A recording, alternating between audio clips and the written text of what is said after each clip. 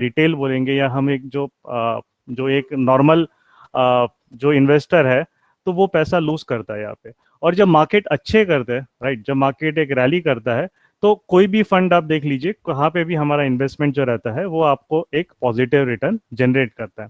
तो ऐसा ये स्टॉक मार्केट में क्या होता है, क्यों यहाँ पे काइंड ऑफ ये दोनों तरफा हमें काइंड ऑफ जब एक गिरता है तो इतना फास्ट, जो हमने अभी देखा कोरोना वायरस की वजह से, इतने फास्ट क्रैश क्यों आते हैं। जब ऊपर जाता है तो जब कभी कभी नेगेटिविटी होती है, राइट, जैसे कि हमारा दिखा था हमें कि हमने सर्जिकल वॉर किया था, तब टेंशन का इशू था।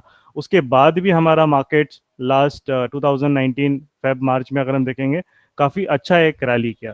तो क्या क्या चीजें होती है एक मार्केट को जो एक इन्फ्लुएंस करती है, राइट। और हमें एज अ बिगनर, क्योंकि मैं ये जो सेशन ले रहा हूँ, हम इसमें ज़्यादा एडवांस्ड कंसेप्ट्स पे नहीं जाएंगे, क्योंकि मैं अज्यूम कर रहा हूँ कि मैक्सिमम लोगों को एक बेसिक लेवल का नॉलेज है, राइट, और कुछ लोग एकदम वो अभी सीखना चाहते हैं इसे। तो हम इसे एक सिंपल तरीके से रखेंगे, राइट।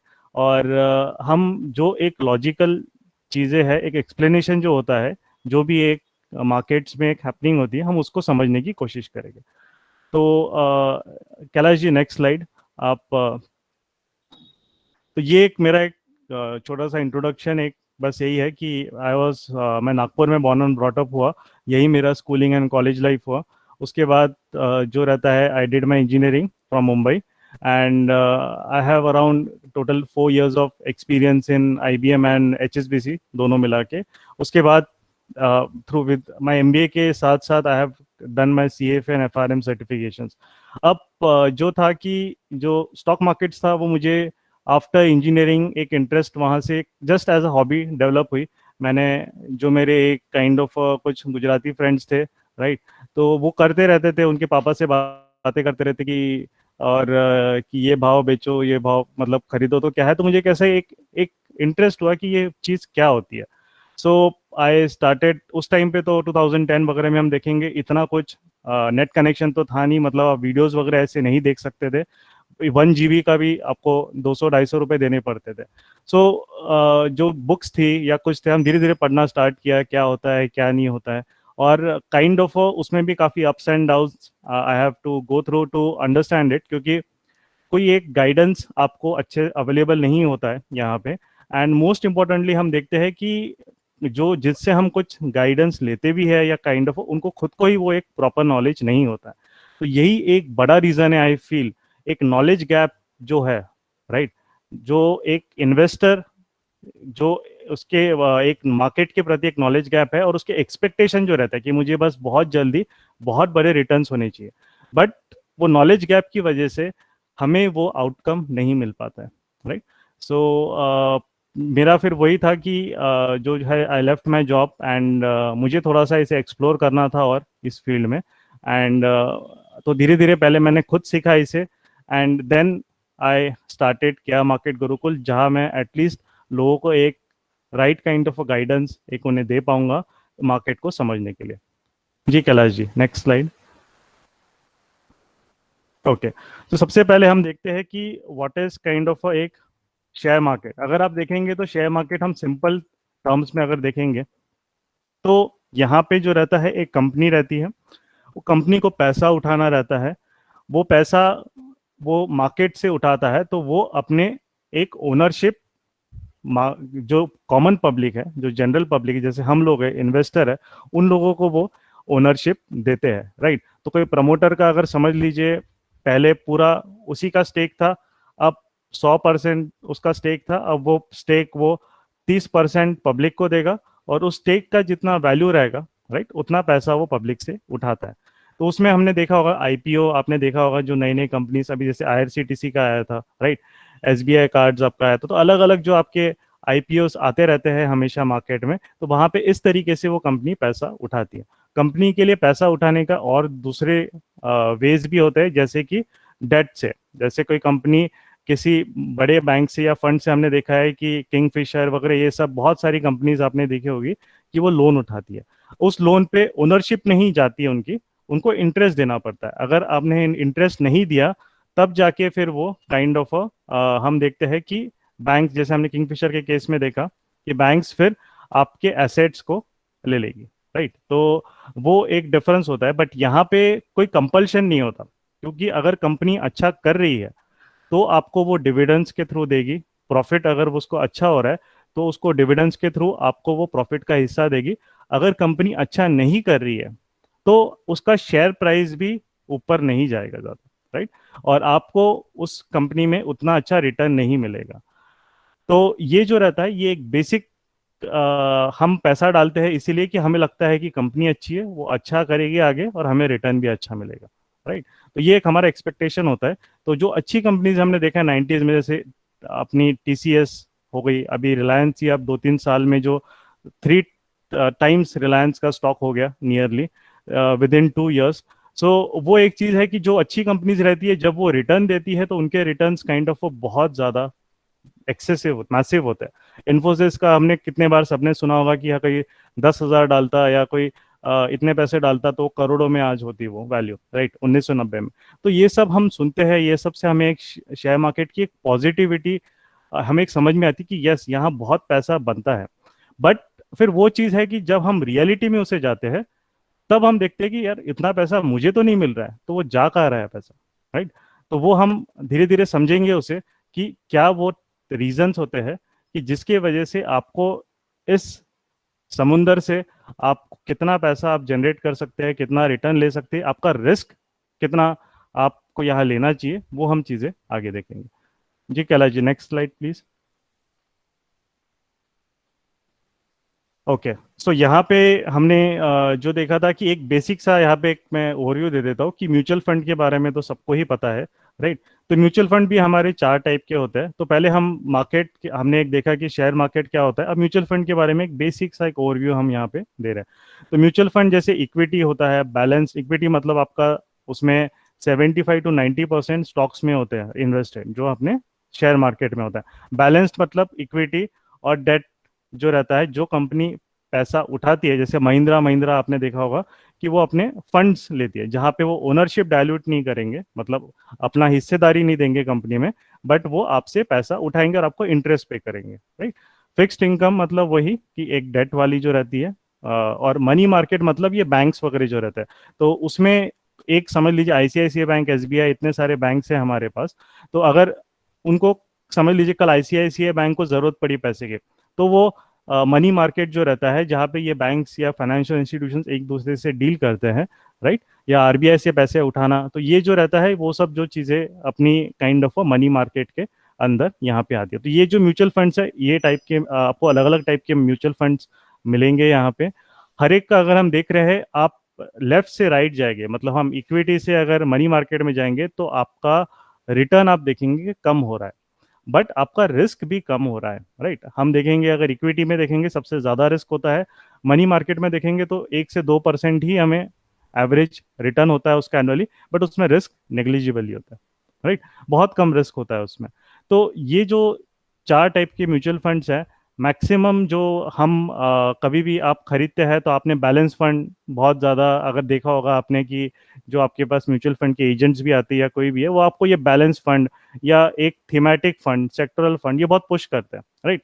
तो अब क्या रीजन है उनका, क्या है, क्योंकि बैलेंस फंड का रिस्क थोड़ा इक्विटी से कम होता है। तो अगर आपने उनको बताया कि हाँ मैं इतना ज्यादा रिस्क नहीं ले सकता, तो वो आपको बताएंगे कि आप बैलेंस फंड खरीदिए, राइट। आप बोलते हो नहीं बैलेंस फंड से इतना भी मुझे रिस्क नहीं लेना है, थोड़ा मुझे फिक्स बता, एफडी से थोड़ा ज्यादा मिलना चाहिए, तो आपको बोलेंगे ठीक है आप बॉन्ड्स खरीद दीजिए, किसी कंपनी ने जो बॉन्ड्स डाले आप वो खरीद दीजिए, उसमें आपको एफडी से थोड़ा 2% ज्यादा रिटर्न मिलेगा, रिस्क आपका एफडी से ज्यादा ही रहेगा, राइट। रिस्क आपका एफडी से ज्यादा रहेगा, बट आपको रिटर्न भी थोड़ा 2-3% ज्यादा मिलेगा।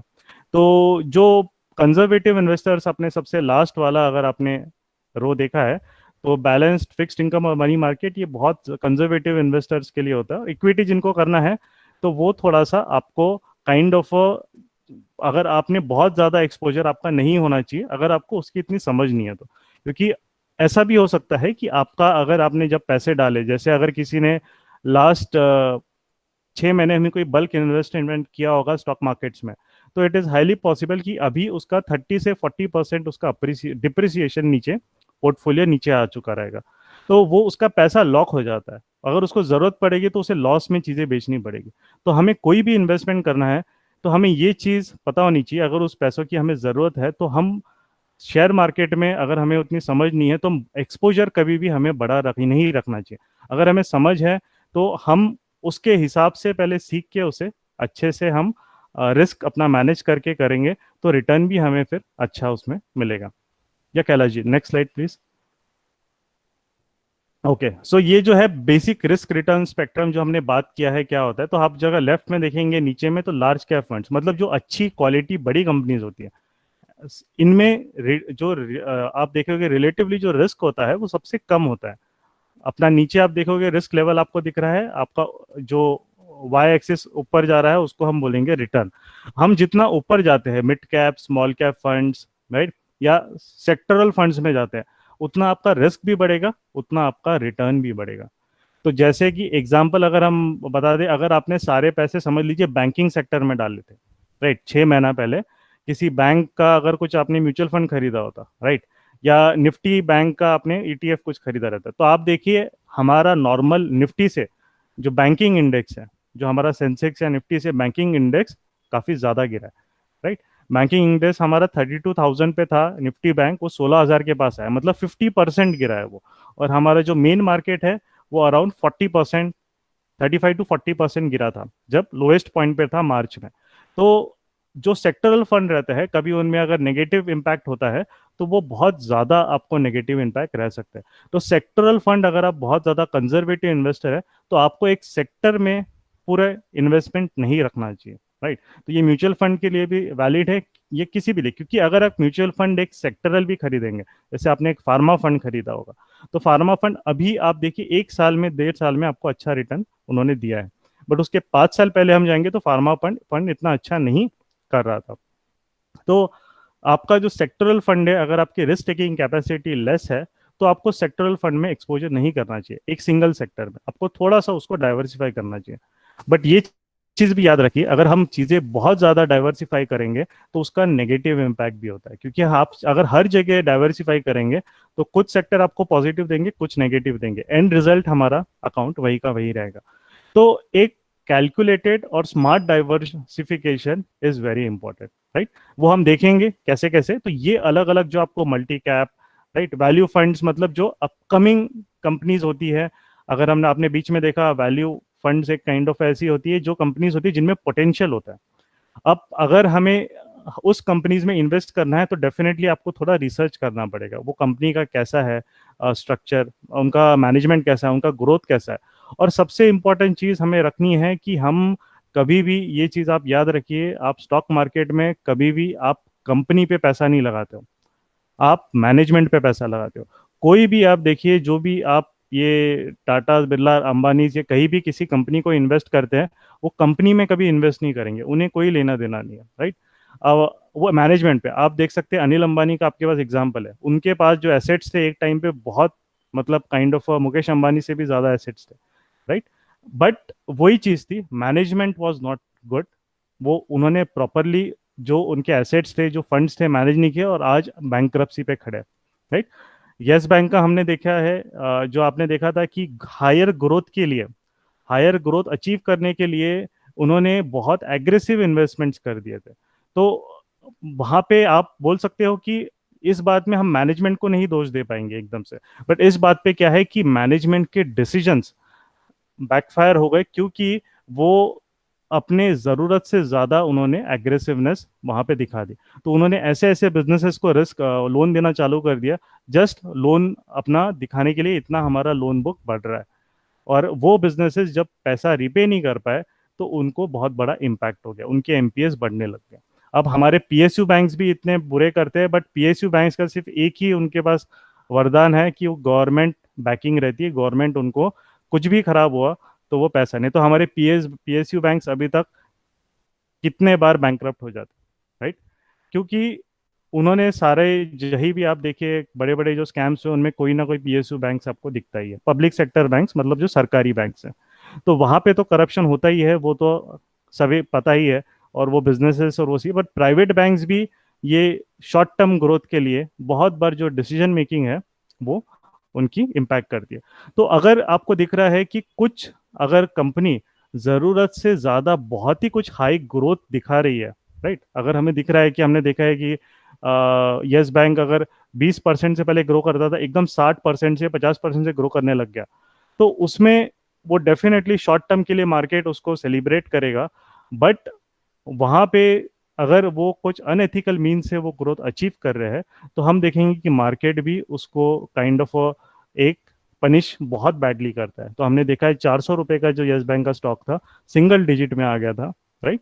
एंड ये सिर्फ यस बैंक नहीं, आप DHFL देख लीजिए, HDIL देख लीजिए, जो भी ये कंपनीज है जहाँ पे एक काइंड ऑफ कंपनी भली एक टाइम पे अच्छी रही होगी, बट मैनेजमेंट ने कुछ डिसीजन मेकिंग में एरर कर दी या उन्होंने जरूरत से ज्यादा रिस्क ले लिया, राइट।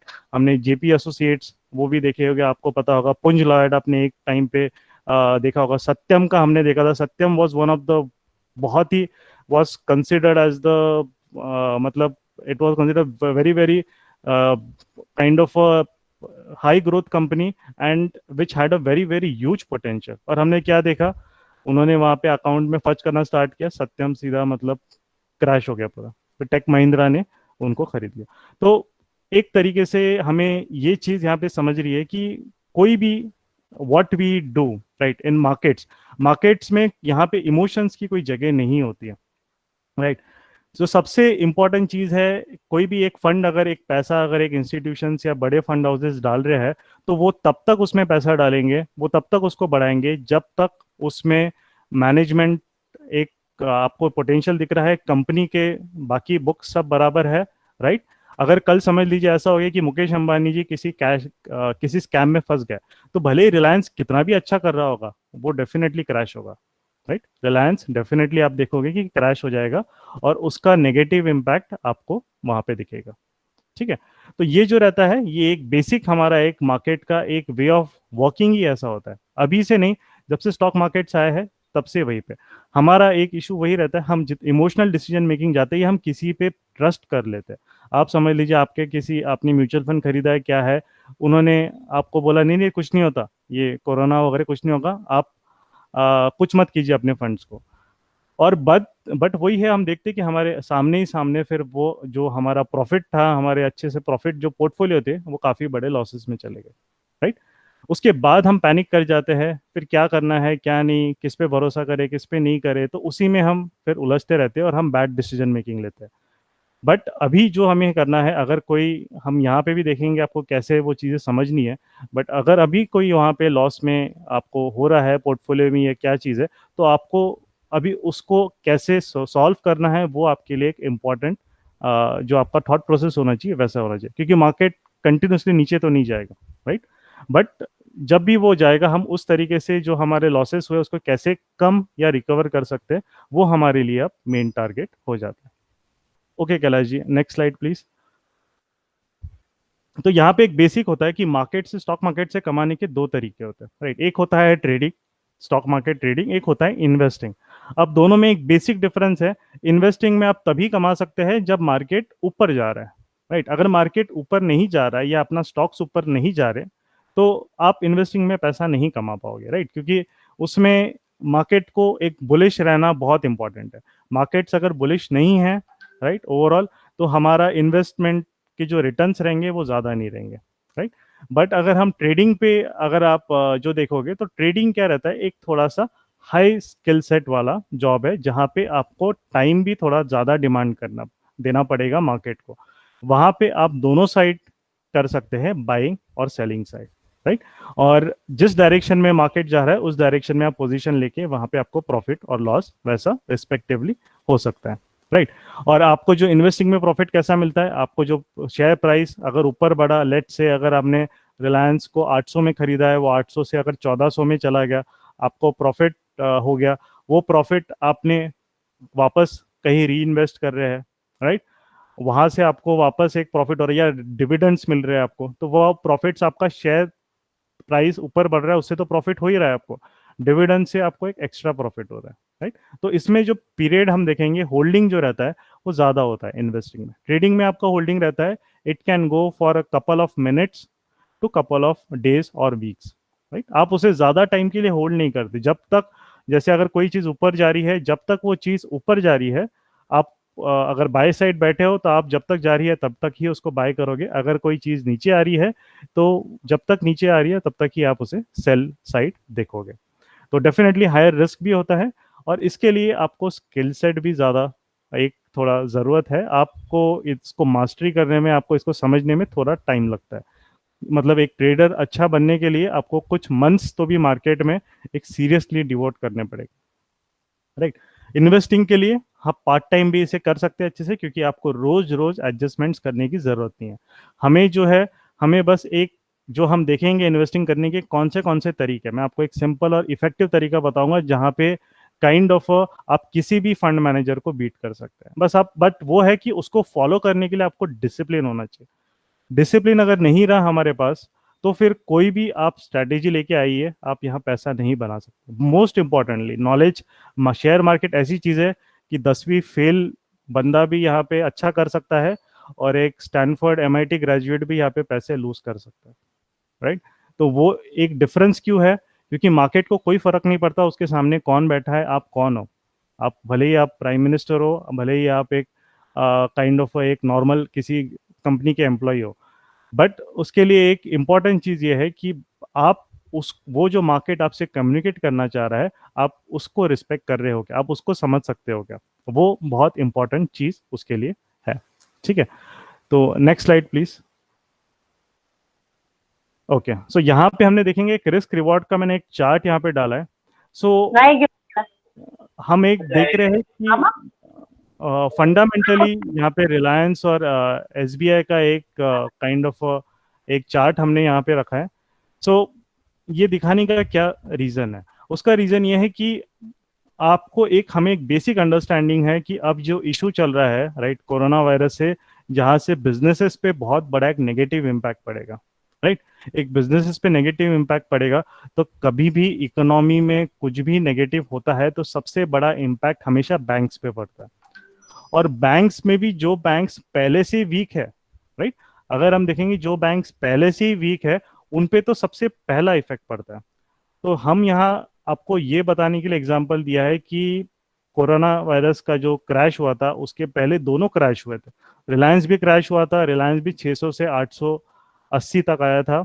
एसबीआई भी क्रैश होके 340 से आप वहां देख रहे हो तो 150 40 तक आ चुका था, राइट।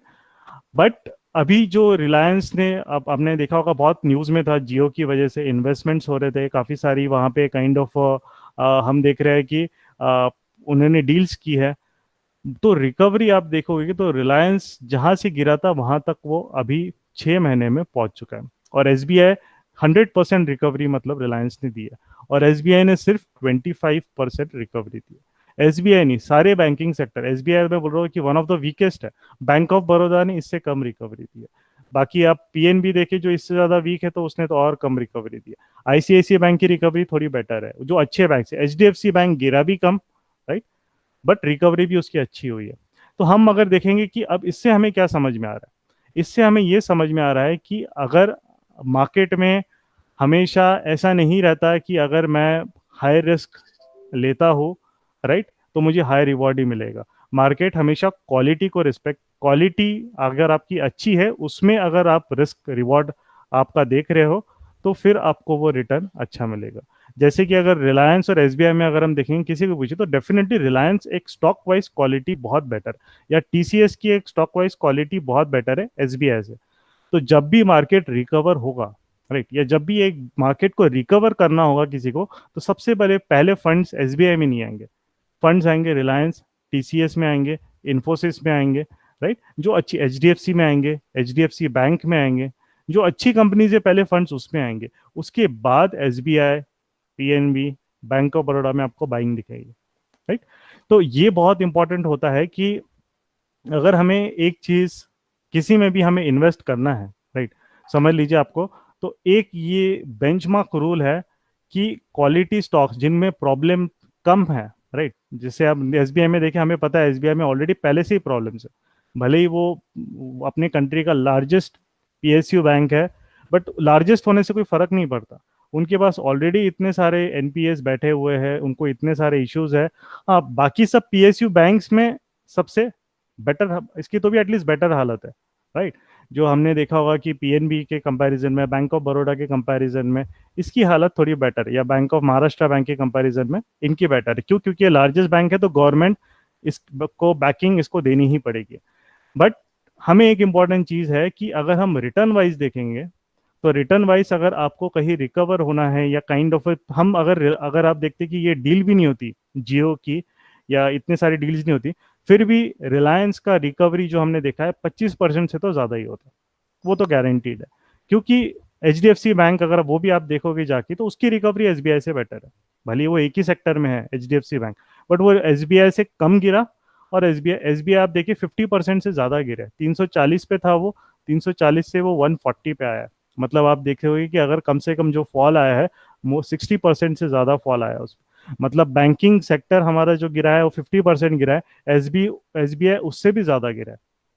तो ये चीज हमें कि अगर सब गवर्नमेंट बैकिंग में सब ठीक है, तो ये इतना क्यों गिर रहा है। बट एक मेंटेलिटी हमारी कैसे होती है कि हम वहां देखते हैं कि नहीं, एसबीआई इतना गिर गया है, क्या है, हम उसको बाय करने आते हैं। तो जो ऑलरेडी चीजें बहुत ज्यादा गिरी हुई है, हम उस चीजों पे हमारा एक एक नया जो इन्वेस्टर रहता है, उसका इंटरेस्ट वहां पे एक रहता है कि अरे यार ये इतना गिर गया और कितना जाएगा। तो यस बैंक में आपने देखा होगा कि काफी सारे जो लोग हैं वो 200, 250, 150 के लेवल से ट्रैप हो चुके हैं। और अभी जो है, अभी पता नहीं उनका वो कब रिकवरी होगा। अभी तो आप बेच भी नहीं सकते हो उस स्टॉक को, राइट। तो मतलब वैसे ही हो गया कि हमने एक गलती कर दी और वो गलती की सजा हम सालों तक भुगत रहे हैं। बट वो इजीली अवॉइडेबल रहता था, राइट, हम उसको इजीली अवॉइड कर सकते थे। एक क्या क्या चीजें हैं हमें देखनी चाहिए, वो हम आगे देखेंगे। Yes Kailash ji, next slide please. Bhushan ji, एक हाँ जी। रिलेवेंट क्वेश्चन आया है जय कुमार वासवानी की तरफ से, इसी स्लाइड हाँ। से रिलेटेड हम्म। है। DHFL had a quality, how collapse, what means quality in India? और DHFL एक टाइम पे अच्छा स्टॉक माना जाता यस, था, बराबर। कोलैप्स हो यस। चुका है, पिट चुका है, यस। तो ये चीजें कैसे एस्केप कर हम्म। सकते राइट। तो आपने बहुत अच्छा सवाल पूछा जय जी। और ये डीएचएफएल नहीं, एक टाइम पे पुंज लाइट भी आप देखोगे बहुत अच्छी कंपनी थी, राइट। तो सत्यम भी एक टाइम पे बहुत अच्छी कंपनी थी। तो रिलायंस अभी अच्छी कंपनी है, मतलब ऐसा नहीं कि 10 साल बाद भी Reliance is a good company, will remain a good company, we do not know क्या हो सकता है 10 years में, कुछ भी हो सकता है।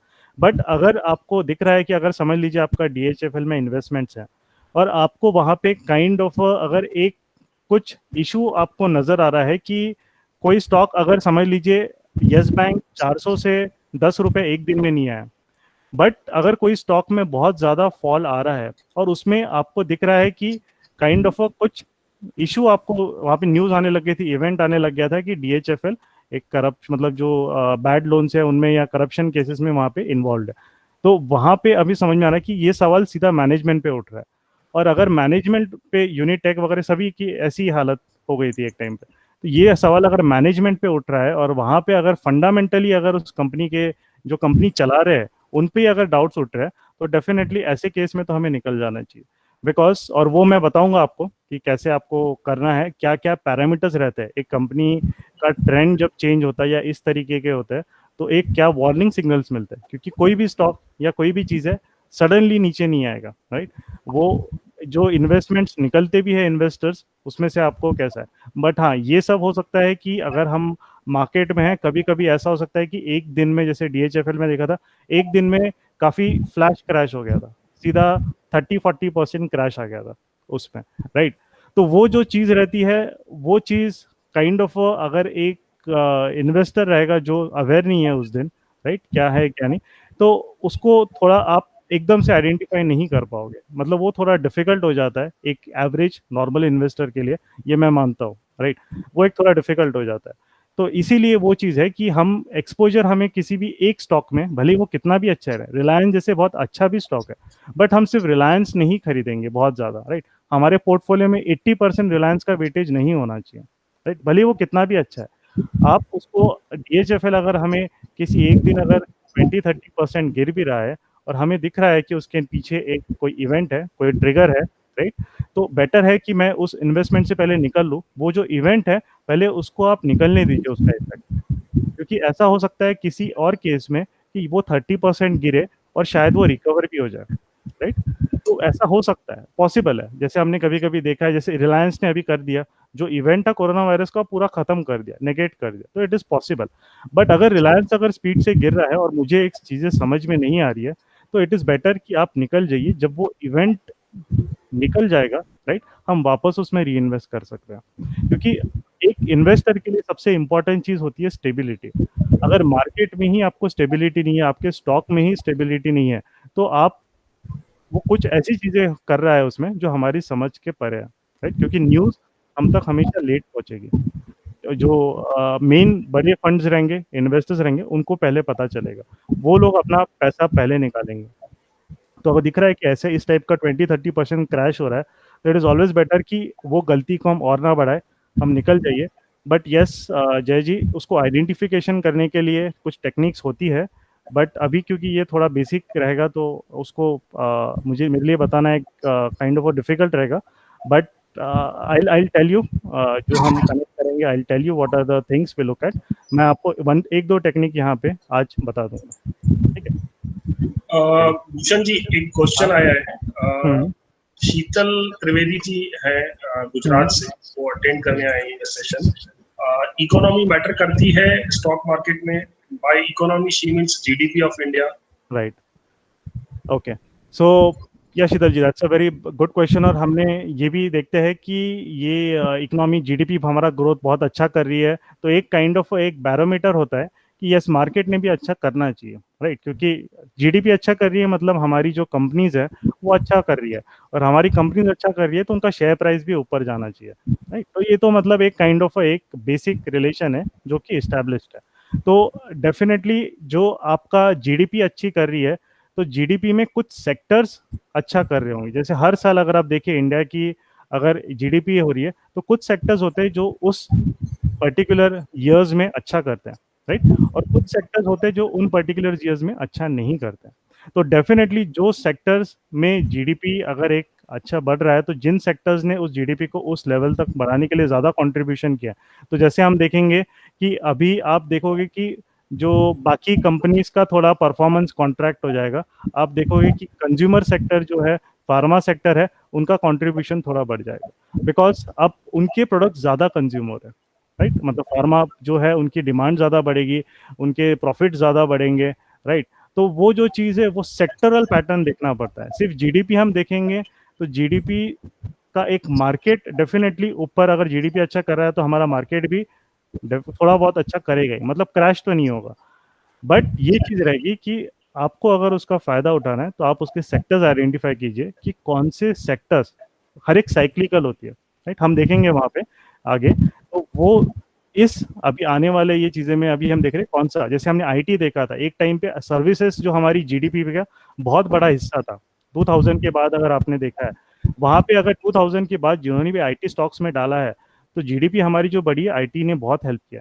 तो उस सेक्टर ने इतना ज्यादा रिटर्न दिया है 10-15 साल में 2000 के बाद से, जो क्रैश आया था 2000 के बाद से, कि बाकी सेक्टर्स उतना रिटर्न दे ही नहीं पाए, राइट। तो ये बहुत इंपॉर्टेंट रहता है, एक सेक्टरल थीम हमें पता होनी चाहिए।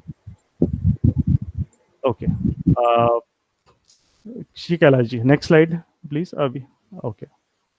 सो नाउ एक इम्पॉर्टेंट चीज़ है, एक फंडामेंटल एनालिसिस का हम, क्योंकि हमारे पास 1 घंटा ही है, तो हम लोग ज़्यादा उसमें डीपली तो नहीं जाएंगे, बट बेसिक आपको बताऊंगा जिससे आप कोई भी एक रहेगा, आपको मार्केट के बारे में कुछ भी नॉलेज नहीं है, फिर भी आप सिर्फ इतना फॉलो कीजिए, आपको लॉस कभी भी नहीं होगा। हिस्ट्री में बैक टेस्ट भी करके उसको कर लीजिए। बस सिर्फ इतना होने के लिए आपको डिसिप्लिन चाहिए, और आपको कभी कभी पेशेंटली वेट करना पड़ेगा ये चीज़ के लिए। अब ये यहाँ पे हमें क्या दिख रहा है, हमें यहाँ पे कुछ तो भी एक पी रेशियो है। अब पी रेशियो क्या होता है वो मैं एक बेसिक सा बता देता हूँ, जो जिनको पता है ऑलरेडी, काफी लोगों को पता होगा, जो हल्का सा उनको एक नॉलेज यहाँ पे मार्केट के बारे में जिनको पता है।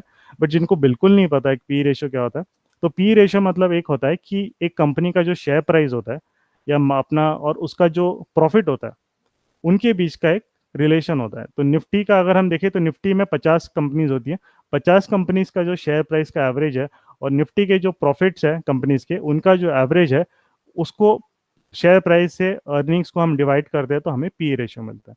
अब ये पी रेशियो क्या होता है? पी रेशियो मतलब कि मार्केट अर्निंग के हिसाब से, मतलब जितनी कंपनी प्रॉफिट कमा रही है उसके हिसाब से कितना उसको पैसा देने के लिए इन्वेस्टर एक रेडी है। और ये चीज हमें याद रखनी है कि मार्केट को हम रिटेल लोग नहीं मूव कराते, राइट। हम लोग कभी भी मार्केट, रिटेल लोग कभी भी, हम यहाँ मार्केट में हमारी मतलब इतनी कैपिटल ही नहीं होता कि हम उसको मूव कर सकते हैं। बट जो एक इम्पॉर्टेंट चीज होती है कि आप इंस्टीट्यूशंस का बिहेवियर इससे बहुत अच्छे से एनालाइज कर सकते हैं, राइट। अब जब निफ्टी पी रेशो हम देख रहे हैं कि एक रेंज होती है, एक रेंज में आपको कल जी नेक्स्ट स्लाइड जाएंगे तो पहले मैं इनको रेंज दिखा देता हूँ।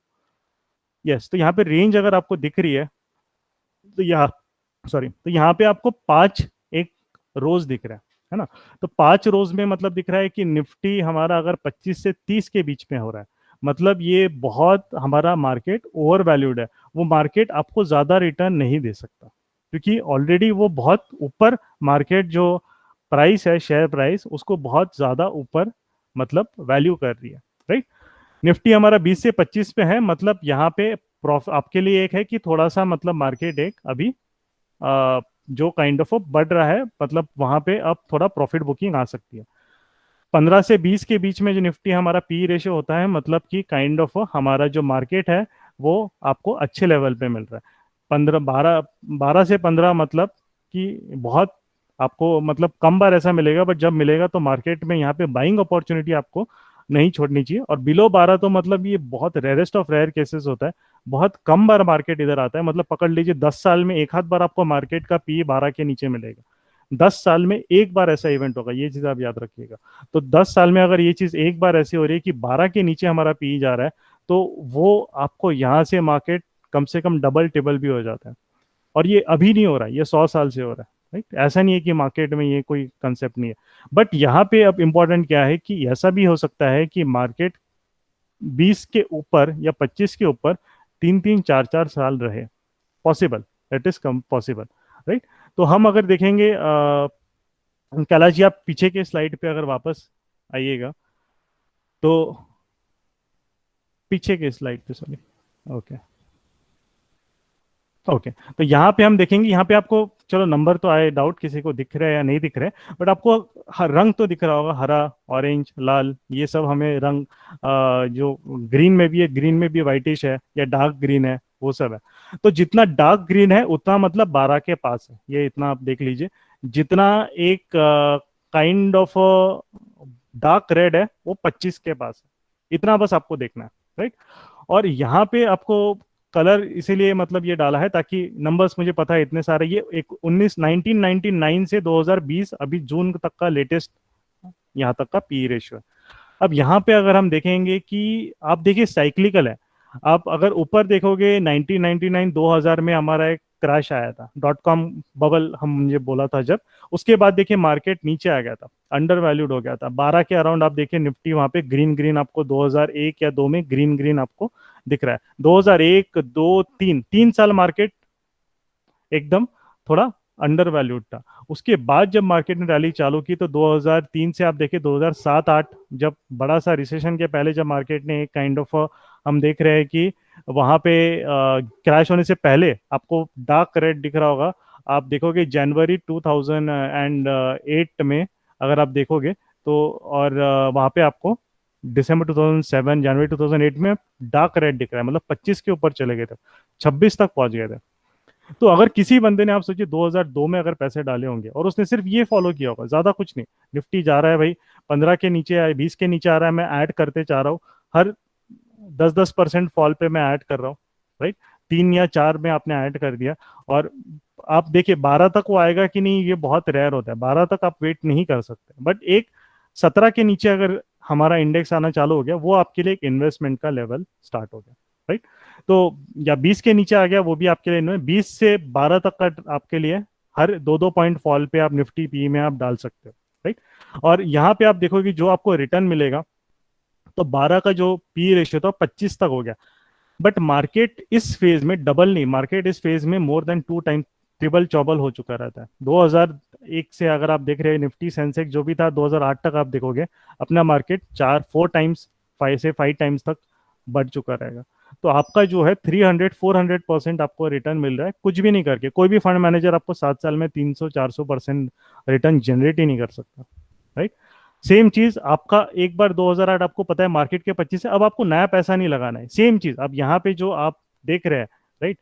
हमारा उसके बाद वापस क्रैश आया 2009 में, वापस मार्केट 15 के अराउंड आया, अगर आप वहां पे पैसा डालते तो वहां पे क्या रहता है कि बहुत डर का माहौल रहता है। कभी भी आप देखिए, अब जैसे कोरोना वायरस हो गया, इतना डर हो गया, इतना डर हो गया कि यार मैं, क्योंकि मार्केट में लोगों ने पैसा ऑलरेडी हाई पे डाल के रखा है, अब उनके पास पैसे नहीं है किसी के पास, या किसी के पास हिम्मत नहीं है, राइट। कुछ तो चीज की कमी है, right? Either we don't have that what you can say courage to put the money, or we don't have that kind of what we say capital also is not remaining, कि we are already invested it before.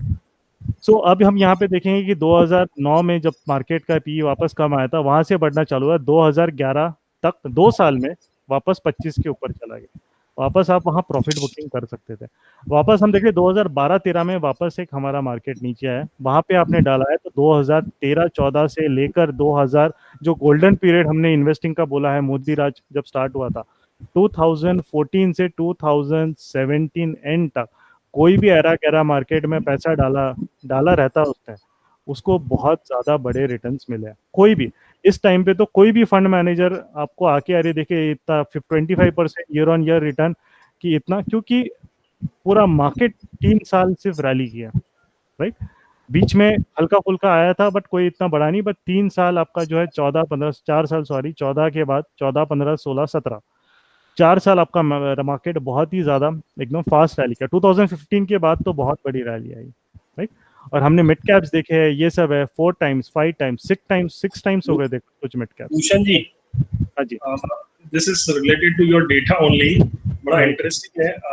मतलब pie chart जो आपने दिखाया, sorry to interrupt you, yes but no mention worries. करना बहुत ही interesting है, मैंने भी नोटिस किया। हम्म 2014 अप्रैल में जब मोदी जी चुनाव जीते थे, हम्म, अप्रैल 2014 का मंथ देखो, 18.99 पी है। राइट उसके राइट बाद तुरंत जो मार्केट दो तीन महीने में शूट अप किया है, तो राइट, कंसिस्टेंटली मार्केट का पी कभी 20 के नीचे आया ही नहीं है, आया नहीं है, यस, एक्सेप्ट बराबर, 2016 में जब क्लोजली वो 19.34 गया है। यस, इवन जो आज मतलब अपना मार्च 2020 या अप्रैल 2020 है, तो हम्म, मतलब फर्स्ट फेज ऑफ कोरोना जब मतलब मार्केट सबसे राइट नीचे गया था, राइट वहां राइट, पे भी जो है 20 के ऊपर है। तो यस, आपकी ये स्लाइड के अगर बेसिस पे जाए, तो हम्म, मार्केट अभी भी एक्सपेंसिव है, और yes post market, Modi government P की डेफिनेशन चेंज हो गए, ऐसा कुछ है क्या?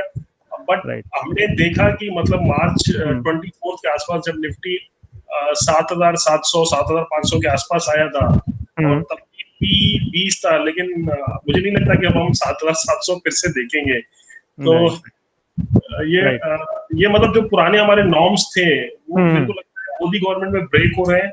Indian market right constantly expensive हो गया है। राइट। नहीं, ये बहुत अच्छा क्वेश्चन है और इस पे मैं आने ही वाला था फ्यूचर में, तो ये it it is, yes that is a kind of, आपने देखा होगा कि अभी जो 3 साल से आप देख रहे हो आपको सिर्फ रेड रेड ही दिख रहा है, राइट। और हम देख रहे हैं कि ये रेड रेड दिख रहा है, बट फिर भी हमारा 2018 में क्रैश हुआ, हल्का सा बीच में क्रैश हुआ था, 10,000 तक हम आए थे, राइट। 2019 में मिड कैप क्रैश हुए, बट ये जो है आपका निफ्टी का है, मतलब जो बड़ी कंपनीज है, तो लार्ज कैप इतने क्रैश नहीं हुए थे 2018-19 में। कोरोना वायरस में डेफिनेटली एक लार्ज कैप क्रैश हुए थे।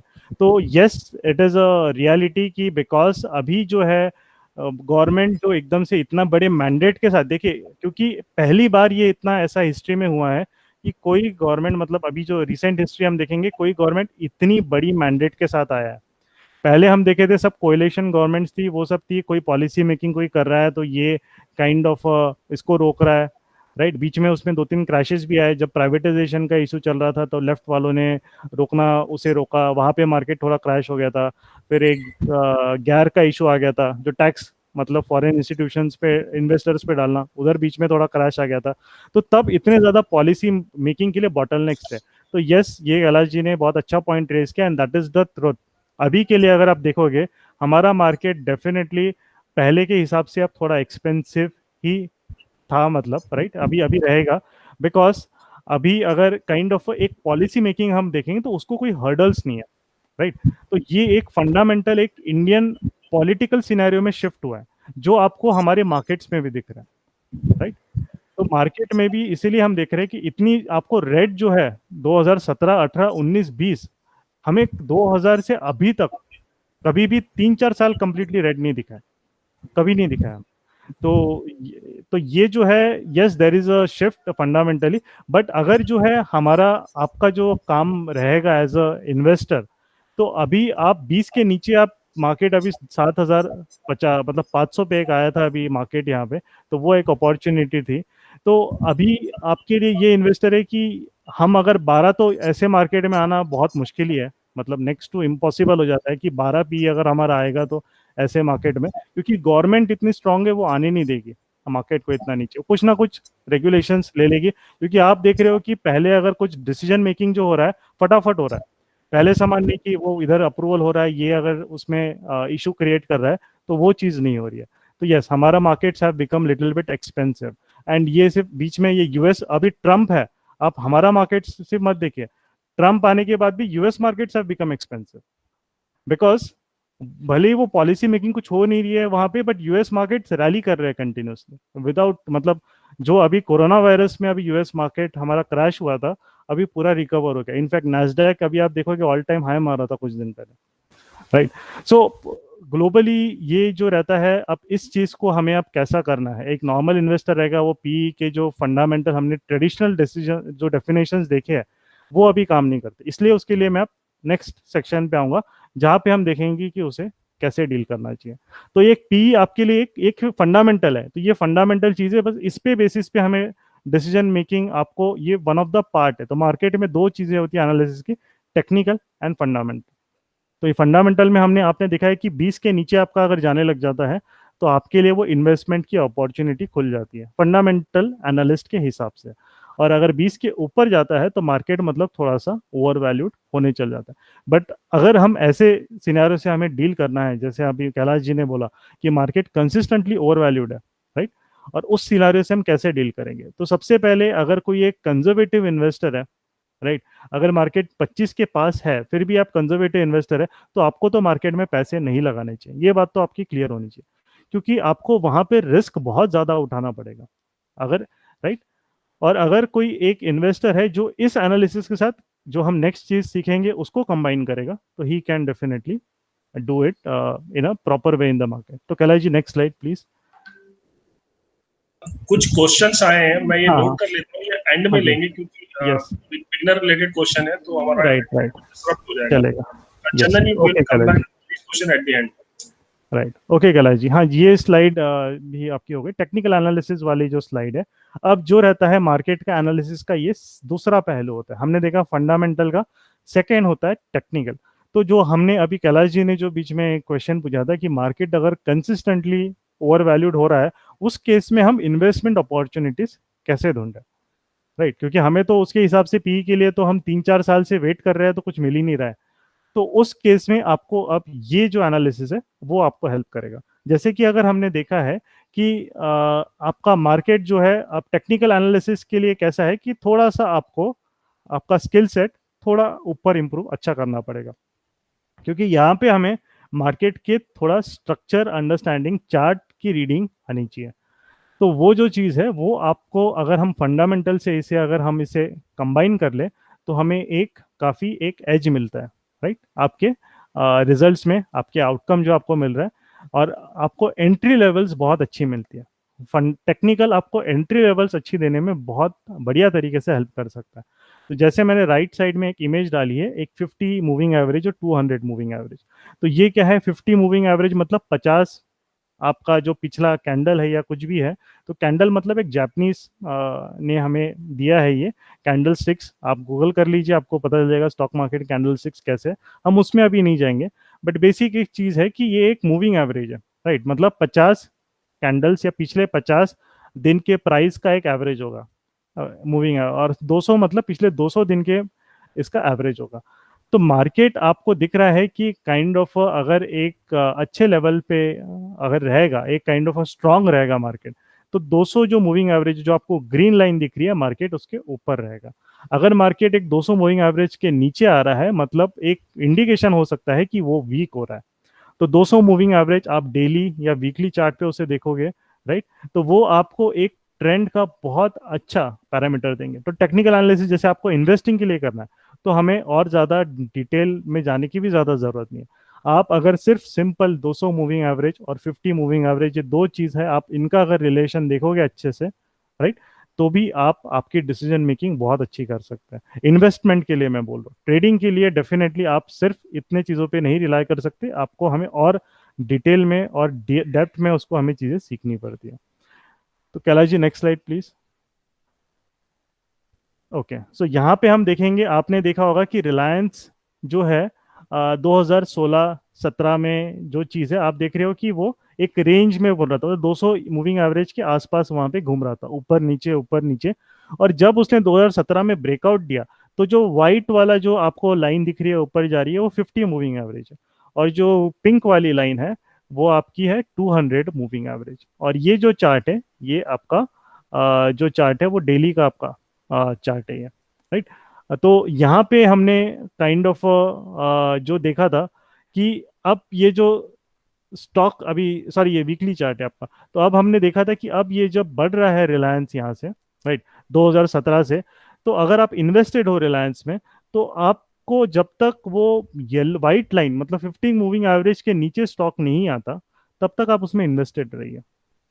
क्योंकि अगर मार्केट को ट्रेंड ब्रेक करना होगा, तो वो उसके नीचे आएगा, अच्छा ट्रेंड होगा, और अच्छी कंपनी अगर ट्रेंड चालू कर रही है, जैसे हमें पता है रिलायंस में वहां पे जब आप देख रहे होगे, जब उसने ट्रेंड स्टार्ट किया, तो उसे बहुत सारी kind of oil and gas के वहां पे एक्सप्लोरेशन का मिला था, केजी बेसिन का एक चल रहा था इशू, बहुत सारे मतलब एक इवेंट है जिसकी वजह से, मेन चीज तो मतलब केजी बेसिन का जो कृष्णा गोदावरी बेसिन है वहां पे थोड़ा उनका इशू चल रहा था, जिसके वजह से वो स्टॉक 2-3 साल बिल्कुल मूव नहीं हुआ, मतलब 4-5 साल इनफैक्ट रिलायंस मूव नहीं हुआ। तब वो थोड़ा सा, देखिए अब इतनी अच्छी कंपनी थी, बट अगर रिलायंस अगर कोई अगर 2013-14 में खरीदता, उसको रिटर्न 2017 तक बिल्कुल नहीं मिलता। तो ये होता है, कंपनी उतनी अच्छी है, बट क्योंकि तब रिलायंस में इश्यूज चल रहे थे, राइट, कुछ पॉलिटिकल इश्यूज, कुछ उनके फील्ड को लेकर, ऑयल फील्ड को लेकर इशू जो भी रहेंगे, बट जब वो रिजॉल्व होना स्टार्ट हुए, तब आप देखिए उस स्टॉक में एक इंटरेस्ट जगा, और वो देखिए 600 से वो स्टॉक 1600 में 2 साल में चला गया। तो ये चीज है, क्योंकि कंपनी अच्छी है, बट कंपनी अच्छी तो रिटर्न देना चाहिए, यहाँ पे यही चीज होती है कि कंपनी अच्छी रहे बुरी रहे उससे कोई फर्क नहीं पड़ता, मेन चीज होती है कि उसका क्या, उसमें कोई बड़े इश्यूज तो नहीं है, राइट। अगर उसमें कुछ बड़े इश्यूज होंगे तो वो डेफिनेटली उसकी ग्रोथ को हैम्पर करेंगे। सेकेंड चीज, उसके मैनेजमेंट में तो कोई बड़ा कोई मतलब केस नहीं चल रहा है, कुछ करप्शन का केस नहीं है, कुछ पंगा है, जैसे हम आरकॉम वगैरह में देखा था, आरकॉम धीरे धीरे नीचे गिर रहा था, नीचे गिर रहा था, और अब खत्म हो गया, राइट। तो क्योंकि वहां पे काइंड ऑफ अनिल अंबानी पे ही मतलब बहुत सारे केसेस, बहुत सारे इश्यूज चल रहे थे, तो भले ही वो आरकॉम कितनी भी अच्छी कंपनी, कितना भी बड़ा इंफ्रास्ट्रक्चर है, बट वहां पे वो परफॉर्म नहीं कर रहा है तो नहीं कर रहा। आपको यहाँ पे अगर आप येस बैंक या उनके चार्ट देखोगे, आप एक 200 मूविंग एवरेज अगर आप आपके चार्ट पे डाल के देखोगे, वीकली चार्ट या डेली चार्ट पे, वहां पे आपको ये क्लियरली समझ में आएगा कि येस बैंक जब नीचे गिरा था, तो उसने 200 मूविंग एवरेज जब ब्रेक किया था, उसके बाद वो रेयरली उसके ऊपर आया ही नहीं कभी, मतलब मार्केट ही उसे स्ट्रेंथ नहीं दे रहा, राइट। तो यहाँ पे अगर आपको देखना है कि दोनों को हम कैसे कंबाइन करेंगे, तो आपको देख रहा है कि आपका जो पी रेशियो है, राइट, आपका पी रेशियो नीचे आ रहा है, मतलब अच्छी कंपनीज का पी रेशियो अगर नीचे आ रहा है, लेट से 20 के अराउंड, या जैसे हमने अभी देखा था 21-22 या उसके नीचे आ रहा है, और आपको दिख रहा है कि मार्केट यहाँ पे 200 के पास आ रहा है, या उसको सपोर्ट लेके वापस ऊपर मूव हो रहा है, तब आप डेफिनेटली वहां पे इन्वेस्टमेंट के लिए चीजें वहां पे देख सकते हैं। तो अब इसमें अब कैसे करना चाहिए, राइट, अब यहाँ पे एक सिंपल सा आपका बेंचमार्क रूल बना दीजिए, हम कॉम्प्लिकेट नहीं करेंगे, बेंचमार्क रूल बना दीजिए। कोई भी स्टॉक, कोई भी स्टॉक अगर आपको दोनों को कंबाइन करना है, अगर वो 200 मूविंग एवरेज के नीचे है, तो उसमें हमें बाइंग करनी ही नहीं है, क्योंकि ऑलरेडी वीक है वो, राइट। तो जो टेक्नो फंडा होता है आजकल, कैसे टेक्नो फंडा चलता है, मतलब लोग technical analysis and fundamental analysis दोनों को कंबाइन करते हैं। तो अभी हमारा फंडामेंटल एनालिसिस, हाँ पी रेशियो हमारा 20 के नीचे आ गया, वो ठीक है, बट हमारा टेक्निकली स्टॉक अभी भी 200 मूविंग एवरेज के नीचे है, तो हम उसमें इन्वेस्ट नहीं करेंगे। जब हमारा पी भी बढ़ना चालू होगा थोड़ा थोड़ा, और हमारा टेक्निकल एनालिसिस में 200 के ऊपर आएगा वो स्टॉक, राइट, तब हम उसमें बाइंग का देख सकते हैं। तो दोनों में डिफरेंस देखिए क्या है, जो फंडामेंटल है वो क्या बोलता है, बाय लो सेल हाई, मतलब वो फंडामेंटल इन्वेस्टर बोलेगा लोएस्ट पॉइंट पे खरीदो, बट लोएस्ट पॉइंट कोई प्रेडिक्ट नहीं कर सकता, right, nobody can predict, सिर्फ भगवान को ही पता है लोएस्ट पॉइंट मार्केट का क्या है। टेक्निकल इन्वेस्टर, टेक्निकल एनालिस्ट क्या बोलता है, लोएस्ट पॉइंट मुझे पता ही नहीं क्या है, मेरे लिए बाय हाई सेल हायर। तो वो लोएस्ट पॉइंट ढूंढने में अपना टाइम वेस्ट नहीं करेगा। वो क्या करेगा, 200 मूविंग एवरेज के ऊपर जा रहा है, मतलब मार्केट उसको स्ट्रेंथ दे रहा है, मार्केट उसको बाइंग कर रहा है, तो मैं भी क्यों ना करूँ उसको बाइंग। तो अच्छी कंपनीज अगर आपको आप देखोगे, रिलायंस ने ये वीकली चार्ट पे जब 2017 से चालू किया था, वो ये वाइट लाइन आपका 2019 में ब्रेक किया, तो 600 का चीज आप 1300 में एग्जिट कर रहे हो 2 साल में, तो आपका डबल हो रहा है रिटर्न। उसके बाद वापस वो ऊपर मूव हो गया वाइट लाइन के, अब वापस वहां पे उसमें एंटर कर सकते हैं, क्योंकि स्टॉक अभी भी 200 जो मूविंग एवरेज पिंक लाइन के ऊपर है, मतलब उसमें स्ट्रेंथ है। और आप वापस ऊपर तक गया, वो फिर वो 1300 से 1600 तक गया, और उसके बाद तो इवेंट आ गया। कोई भी ये चीज याद रखिए, अगर कोई बड़ा इवेंट आता है जहाँ पे ओवरऑल सिर्फ हमारे मार्केट्स नहीं सभी मार्केट्स इम्पैक्ट, जैसे कोरोना वायरस ऐसा इवेंट था, तो उस टाइम पे सबसे बेटर होता है कि हमें वहां से इन्वेस्टमेंट्स हमें हल्के कर देने चाहिए। और उस टाइम पे आप देखोगे कि फंडामेंटल भी आपको बोल रहा है कि पी आपका 25 के अराउंड चले गया था, राइट, 2019 एंड में, 2020 के स्टार्टिंग में। तो ये बहुत ही इन्वेस्टमेंट है कि हम कम से कम हमारा 50% प्रॉफिट बुक करके निकल जाए।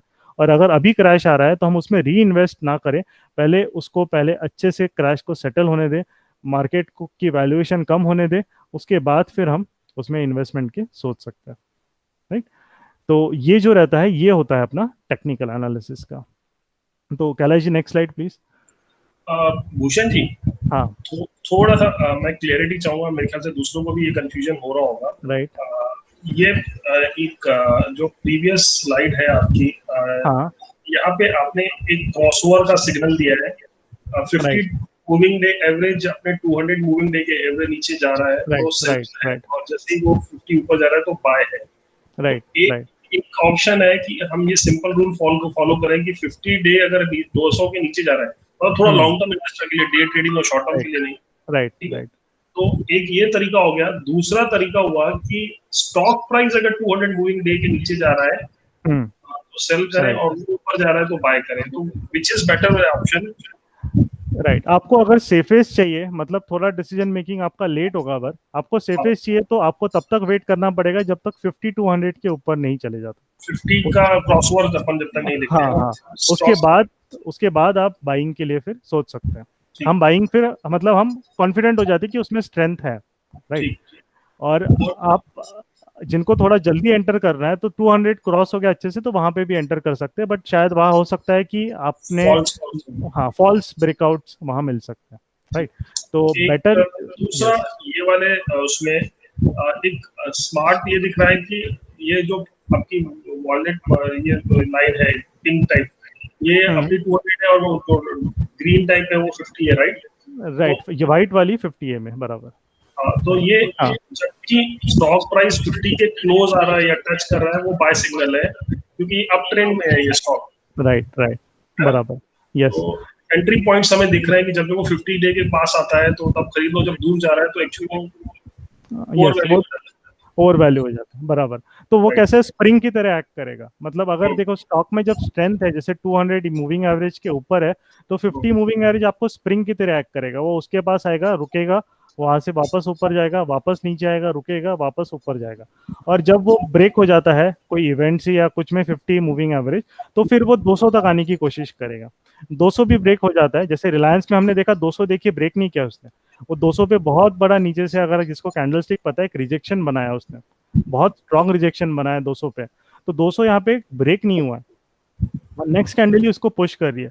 तो मतलब एक ये जो रहता है, ये होता है क्वालिटी स्टॉक्स में जो स्ट्रेंथ आपको दिखती है, वो उसके बड़े जो ये मूविंग एवरेजेस के पास जब भी आता है, आपको इस तरीके से उनमें स्ट्रेंथ दिखती है। क्योंकि जो डील्स होने वाली है, आपको ये होना पता होना चाहिए कि जो जो बड़े इंस्टीट्यूशन है, इन्वेस्टर्स है, उनको ये पहले से ही पता है, हमें तो बाद में पता चल रहा है, बट उनको पहले से ही पता है। इसलिए वो उस जो वहाँ पे फॉल हुआ था उसका उन्होंने एडवांटेज लिया है, और वहाँ पे एक्यूमुलेट किया है इस स्टॉक को। ओके। ओके, चलिए, तो नेक्स्ट थैंक स्लाइड पे अगर हम आएंगे। यस। हाँ जी। तो नेक्स्ट स्लाइड पे अगर हम आएंगे कैलाश जी, तो यहाँ पे हमने देखा है, अब मैं आपको सेकंड तरीका बताता हूँ कब मार्केट वीक होता है। दो ये बहुत इंपॉर्टेंट तरीका, अगर आपको मार्केट की वीकनेस देखनी है तो उसको हमेशा गोल्ड से कंपेयर कीजिए, राइट। और अगर आपको दिख रहा है कि हमारा मार्केट वीक हो रहा है जैसे आपका, और गोल्ड का प्राइस बहुत ज्यादा स्ट्रांग हो रहा है, देखिए उसमें गोल्ड ऐसा ऐसा कोई रूल नहीं है कि मार्केट अपना काइंड ऑफ अगर वीक हो रहा है तो गोल्ड हमेशा ऊपर जाना चाहिए, ऐसा कोई फंडामेंटल नहीं है। बट डिफरेंस आप देखिए, जो गोल्ड अगर बहुत ज्यादा एक्सेप्शनली स्ट्रांग हो रहा है, मतलब अगर हम यहाँ देख रहे हैं कि गोल्ड जो है 30,000 पे था हमारा 2018 दिसंबर में, और वो बहुत एक्सेप्शनली मतलब 40,000 तक वो पहुंच गया 2019 तक, राइट। बहुत फास्ट मतलब एक रैली आई थी, और उस केस में इक्विटी मार्केट्स ऊपर नहीं बढ़ रहे थे अच्छे से। तो ये एक फर्स्ट मतलब, अगर हम वहां पे, मैंने देखिए आपको एक जो बॉक्स मार्क किया है दोनों में एक रेक्टेंगल, जब गोल्ड 30,000 पे था तब हमारा मार्केट 10,400 के अराउंड था, निफ्टी का वैल्यू। वहां से उसने सिर्फ 15% रिटर्न दिया, बट वो 15% भी देखिए ऊपर नीचे बहुत सेफ क्लीन नहीं था। उसके बाद जब गोल्ड इतनी बड़ी रैली कर रहा है, राइट, तब वहां पे आपको क्लियर होना चाहिए कि क्योंकि वो एक थोड़ा सा सेफ हेवन है। अगर कोई उसको इतना हेवी क्वांटिटी में खरीद रहा है, मतलब कुछ ना कुछ तो, मतलब अगर मार्केट अपना जो है नेगेटिविटी दिखाएगा तो वो बहुत ज्यादा दिखाएगा। अब वहां पे देखिए क्या हो रही थी 2019 में, हम देख रहे थे मार्केट का पी रेशियो हमारा 25 के पास बैठा है।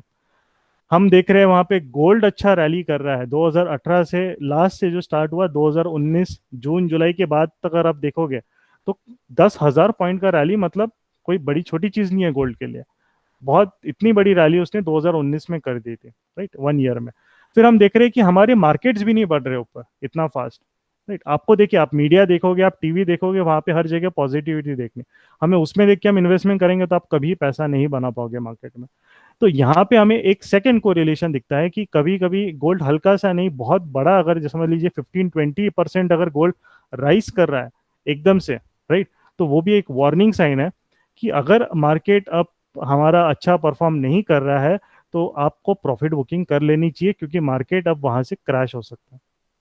तो ये एक बहुत बड़ा सिग्नल होता है कभी भी बड़े क्रैशेस के पहले, या हम देखते हैं काइंड ऑफ गोल्ड में एक बाइंग आती है, आपको दिखता है। इस बार तो बहुत क्लियर था, बट और हमारे मार्केट्स भी आप देखोगे कि 2019 में अच्छे रिटर्न्स दिए ही नहीं है। आप अगर 2019 में अगर किसी ने डाला होगा, उनको इतने अच्छे रिटर्न नहीं मिला है, राइट, क्योंकि मार्केट काइंड ऑफ इतना ज्यादा नहीं बढ़ पाया 2019 में।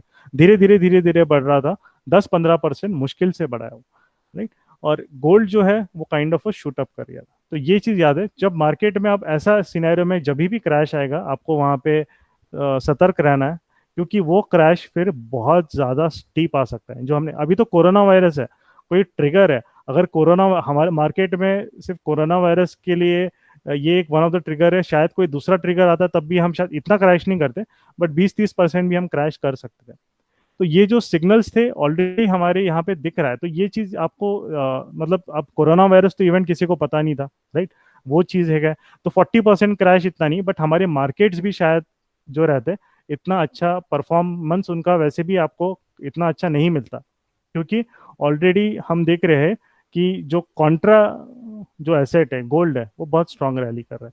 तो ये एक इंडिकेशन आपको याद रखनी है, और यहाँ पे दोनों में देखना है। अगर गोल्ड बहुत स्ट्रांगली ऊपर या नीचे जा रहा है, अगर अभी आप देखोगे कि गोल्ड बहुत स्ट्रांगली अगर नीचे गिरना चालू होगा अगर, तो वो अपना मार्केट भी शब्द आपको देखेगा, स्टेबिलिटी आने लगेगी मार्केट में हमारे। तो वो भी एक इंडिकेशन है कब इन्वेस्टमेंट करना चाहिए, जो बहुत लोगों को डाउट है, राइट, और क्या है। तो वहां पे आपको एक है कि जब मार्केट हमारा जो रियल सेंस में रैली करेगा, अब वो तभी रैली करता है जनरली जब गोल्ड थोड़ा सा अभी कूल डाउन आएगा, क्योंकि गोल्ड अपना कंटिन्यूसली 50,000 तक बढ़ ही रहा है अपना, ठीक है।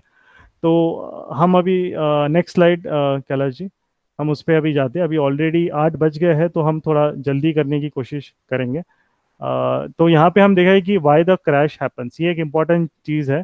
तो यहाँ पे अगर आपको दिख रहा है तो बहुत सारे क्रैश जो है मार्केट में हमें 1990 से हमें देखा, तो अलग अलग रीजन है। हर्षद मेहता स्कैम देखा था, वहाँ 13% मार्केट एक दिन में गिरा था। 2008 का तो क्राइसिस पता है, राइट, हम वहाँ पे गिरे थे। कोविड टाइम में हम 23 मार्च को सबसे ज़्यादा 13-14% गिर गए थे। फिर काइंड ऑफ जो हमने फाइनेंशियल क्राइसिस देखा है, फिर चाइना में एक बार उन्होंने करेंसी को डीवैल्यू कर दिया था, और इकोनॉमिक स्लोडाउन हुआ था 2015 में, तब एक हल्का सा क्रैश आया था हमारे इसमें। डीमोनेटाइजेशन जब आया था 2016 में, तब हम 6-7%, 8%, 10% गिरे थे, राइट। तो ये अलग अलग फैक्टर्स है। ये क्रैश जब इंडिया में यहाँ पे हुआ था, तो ये बेस्ड ऑन सम इवेंट है। जैसे डीमोनेटाइजेशन कोई प्रेडिक्ट नहीं कर सकता क्या होने वाला है, किसी को नहीं, एक नॉर्मल इन्वेस्टर के लिए तो इम्पॉसिबल है, राइट। तो वो प्रेडिक्ट नहीं कर सकता। तो ये जो रहता है ये part and parcel of the market है, राइट, आप इससे बच नहीं सकते हो। आप अगर पूछोगे कि मुझे डीमोनेटाइजेशन क्रैश के पहले ही अगर मुझे एग्जिट करना है तो इट इज़ वेरी नहीं कर सकते आप। ये तो फंड मैनेजर को इतना नॉलेज होता है, वो सब है, वो क्यों नहीं निकलते बस, राइट। तो ये आप निकल नहीं सकते, ये इवेंट रिस्क आपको मार्केट में लेना ही पड़ता है। बट आपको इतना पता होना चाहिए कि आपका कभी भी ये क्रैश के पहले अगर आप मार्केट देखोगे, कभी भी ये क्रैश के पहले अगर आप मार्केट देखोगे, आपका मार्केट हायर लेवल्स पे बैठा बैठा होगा। हर्षद मेहता स्कैम के पहले मार्केट ओवर वैल्यूड था। 2008 यूएस फाइनेंशियल क्राइसिस के पहले मार्केट ओवर वैल्यूड था। चाइना इकोनॉमिक स्लोडाउन 2015 के पहले 2014 दिसंबर तक मार्केट ने बहुत बड़ी रैली कर दी थी, राइट, जब मोदी जी आए थे तब तो 8 महीने बहुत रैली की थी। फिर 2015 में हल्का सा एक थोड़ा 2-3 महीने हम गिरे थे, वापस रैली चालू हुई थी। 2016 में जो डिमोनेटाइजेशन, उसके पहले हम 2015 के बाद वापस रैली करके अच्छे लेवल पे बैठे थे।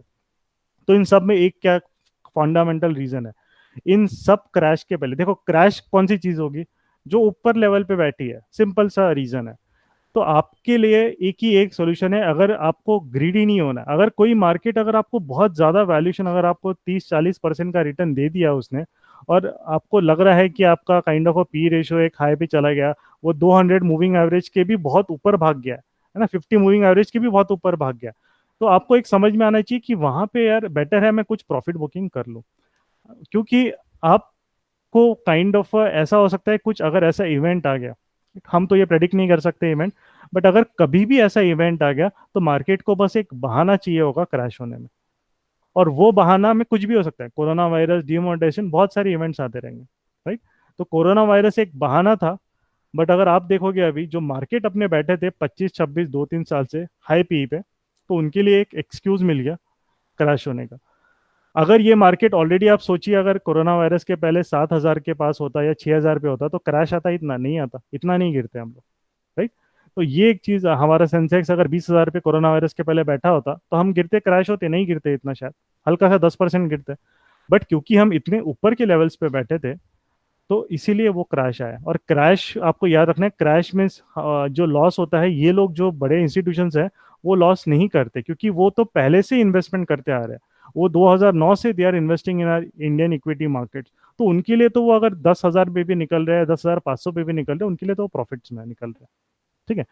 तो मेन चीज है, can we predict the crash? No, nobody, we cannot predict the crash. आपका बस ये चीज एक सेट रहेगा, मार्केट कभी भी क्रैश के पहले ओवर वैल्यूड आपको मिलेगा, मतलब अच्छे लेवल पे बैठा रहेगा।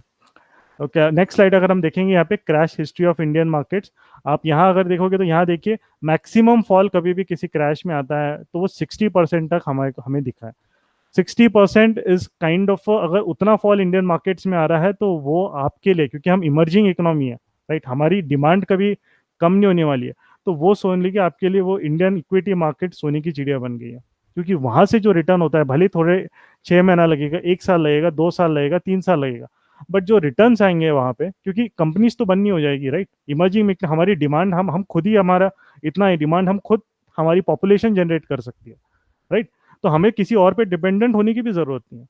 तो हमारे मार्केट्स अगर 50-60% गिर रहे हैं तो वो इतनी बहुत बहुत ज्यादा बड़ी अपॉर्चुनिटी है एक इन्वेस्टर के लिए। उस अपॉर्चुनिटी को तो आपको कभी भी मिस नहीं करना चाहिए, क्योंकि आपका जो वहां से जो आप देख रहे हो, ये अभी नहीं है, ये 2000 से चार्ट चल रहा है। 2000 के बाद हम 60% गिरे थे, 2008 में हम 60% गिरे हैं, 2015 में जब हम 35% गिरे थे, 9,000 7,000, और अभी हम 40% गिरे हैं। तो ये जो भी फॉल होता है 20-30% से, मार्केट हमारा जब भी नीचे गिरता है, ये आप रूल बना लीजिए, 30% से नीचे इंडियन मार्केट्स गिर रहे हैं, आप हर 10-10% पे एक्यूमुलेट करना चालू कर दीजिए। इट इज गारंटीड आप कभी लॉस में, क्योंकि निफ्टी जीरो तो नहीं होने वाला, राइट। इकोनॉमी बंद हो जाएगी, जीरो पे हो गया, कंपनीज बंद हो जाएगी, ये तो कभी होने नहीं वाले, क्योंकि हम अपने प्रोडक्शन हम खुद अपना खुद कर सकते हैं। रिसोर्स रिच कंट्री है हमारी, हमारे पास सारे कंपनीज प्रॉपरली अच्छे हैं। बट ये चीज़ है, अगर आपको कुछ नहीं समझ में आ रहा है ना, मैं कौन से कंपनी में करूँ, क्या करूँ, तो निफ्टी का ईटीएफ आता है, 10-20% फॉल हो गया मार्केट में, एवरी 20-30% के बाद हर 10-10% के फॉल पे आप उसको एक्यूमुलेट कीजिए। तो जैसे अभी हमने, अगर मैंने ग्रुप पे, संपर्क निवेश में जो हमारा ग्रुप है इंटरनल, वहां पे भी मैंने डाला था कि 9,500 से हर 1,000 पॉइंट निफ्टी के फॉल पे आप डालिए। तो 9,500 पे आपने कुछ इन्वेस्ट किया, 8,500 पे इन्वेस्ट किया, 7,500 पे इन्वेस्ट किया, तीनों लेवल हमें दिखे हैं। और तीनों लेवल पे जिसने इन्वेस्ट किया सिस्टमैटिक वे में, आज उसको डेफिनेटली अच्छा प्रॉफिट है। आपको ज्यादा दिमाग लगाने नहीं, यहाँ पे हमें आइंस्टाइन नहीं बनना है मार्केट में, राइट। हमें सिर्फ एक लॉजिकल एक इंसान रहना है, और कोई भी इन्वेस्टर यहाँ पे बन सकता है। कोई आपको बड़ा नॉलेज या बड़ा इसकी जरूरत नहीं है, बस आपको एक टेक्निक बेसिक सी जो आपको आज बताइए वो पता होनी चाहिए, और पेशेंस होना चाहिए। जब तक मार्केट उस लेवल तक नहीं आता आपको इन्वेस्ट नहीं करना है। आप अपना पैसा रख दीजिए एफडी में, यहाँ वगैरह डाल दीजिए, बट मार्केट पे जब वो फॉल होगा तब लाइए, राइट। तो ये आपके लिए एक आई आई वुड से कि ये एक इम्पोर्टेंट पैरामीटर होना चाहिए। Okay Kailash ji, next slide. हाँ भूषण जी, हाँ अ, जी।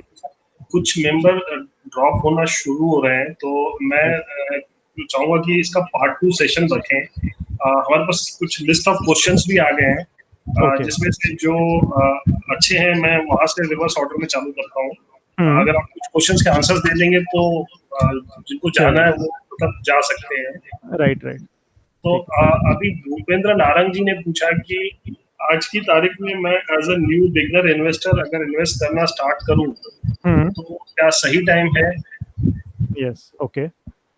ओके, तो भूपेंद्र जी, अभी आपके लिए जो एक काइंड ऑफ है कि इट इज़ डेफिनेटली मार्केट अपना, अगर आप देखोगे जो हमने पहली स्लाइड में देखा था कि 20-30% से ज़्यादा हमारा टॉप से नीचे गिर चुका है मार्केट।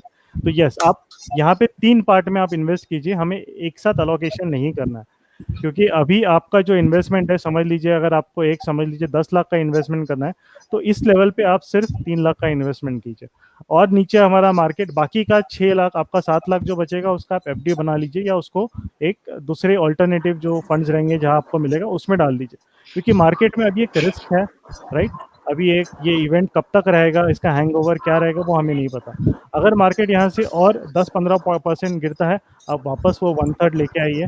और 15-20% गिरता है, 15% हमारा गिरता है, आप वापस 1/3 लेके आइए। मतलब आज जो है मार्केट 60-70% मैक्सिमम हमारा मार्केट एक डाउन साइड तक जनरली अभी तक जाता है। उसके नीचे डाउन साइड के लिए बहुत ही बुरा होना चाहिए, मतलब इतना बुरा होना चाहिए कि यहाँ की कंपनीज जो रहेगी मतलब उनकी हालत बहुत बेकार होनी चाहिए, तभी हमारा मार्केट 60-70% से भी नीचे क्रैश हो सकता है। बट वो scenario rarest of rare cases है, राइट। तो एज अ इन्वेस्टर आप स्टेप बाय स्टेप कीजिए, 3 पार्ट में आप उसको अभी कर सकते हैं। तो अभी आपका जो है कैपिटल, यस मार्केट 12,000 से अगर हम देख रहे हैं, वहां से हमारा 30%, मतलब हम देखेंगे 20%, 25% तक वो अभी करेक्शन अभी हो चुका है। 9,500 पे अभी हम जस्ट कल टच किए थे। तो यस, आप 1/3 अभी इन्वेस्ट कर सकते हैं। और अगर आपको इन्वेस्ट करना है बिगनर, तो आप ईटीएफ खरीदिए, आप इंडिविजुअल कंपनीज पे मत जाइए, राइट। तो इंडेक्स को खरीदिए, वहाँ रिस्क भी आपका थोड़ा कम रहेगा, रिवॉर्ड भी आपको उसके हिसाब से बाकी इससे कम मिलेगा, बट मेन चीज़ है रिस्क आपका काफ़ी कम रहेगा। ओके कैलाश जी, और कुछ okay, question? Thank you sir. या चंदन देशमुख का सवाल था Bhupendra ji, do we expect fall down in real estate and real estate related stocks? Okay, तो रियल एस्टेट रिलेटेड स्टॉक्स तो ऑलरेडी काफ़ी ज़्यादा बीट डाउन तो हो ही चुके हैं। तो एक्चुअली आप देखिए कि हम अभी जो मैंने पहले बोला था, अभी हम उस सेक्टर पे फोकस कर रहे हैं जहाँ पे ऑलरेडी वो वीक है। क्योंकि रियल एस्टेट एक ऐसा हो गया कि वहाँ पे अब डिमांड पे डेफिनेटली बहुत नेगेटिवली इम्पैक्ट पड़ने वाला है। क्योंकि मैनी ऑफ द लोग जो रहेंगे, इट विल बी इम्पैक्ट, उनकी लिक्विडिटी पे इम्पैक्ट पड़ा है, राइट। तो they will not invest heavily in real estate जो पहले होता था। बहुत सारे, अगर किसी को एक्सपेंशन करना है किसी कंपनी को, वो अपना एक्सपेंशन प्लान से भी रोक देंगे। किसी को नया घर बनाना है, वो अभी 2-3 साल तो भी नया घर नहीं बनाएगा। तो अभी उन सेक्टर्स में जाके मतलब कोई आपको एक्सपोजर लेके उतना ज़्यादा कोई इम्पैक्ट नहीं दिखेगा, जहाँ पे ऑलरेडी कुछ क्लैरिटी नहीं है क्या होने वाला है। उससे बेटर बाकी के कुछ सेक्टर है जहाँ पे हम वहाँ पे कर सकते हैं, राइट, जिनका हमें पता है डिमांड अभी थोड़ा बेटर होने वाला है या उनका बढ़ सकता है। तो जैसे कि आप रियल एस्टेट से अगर लेना है, तो रियल एस्टेट से एटलीस्ट थोड़ा बेटर सेक्टर ऑटो है। ऑटो, और मतलब ऑटो से बेटर सेक्टर फिर हम जाएंगे तो आपका फिर फार्मा और ये सब कंज्यूमर गुड्स वगैरह थोड़े बेटर, उनसे बेटर सेक्टर है। तो रियल एस्टेट जो है अभी काफ़ी ऑलरेडी बहुत ज़्यादा वीक साइड बैठा हुआ है। तो there is a better opportunity than real estate in my opinion. तो वहाँ पे आपको चंदन जी आप एक्सप्लोर कर सकते हैं। ओके, कैलाश जी और कुछ डाउट्स हैं? ये गोल्ड का क्या फ्यूचर है, रवि पोपली?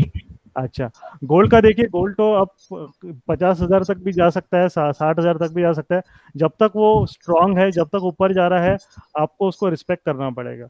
50,000 तो मोस्टली अभी टच करना ही चाहिए। अभी इतना इतना ज़्यादा बड़ी रैली कर चुका है वो 50-60% की, राइट। तो इट इज़ 48,000 तक तो पहुंच ही गया नियरली।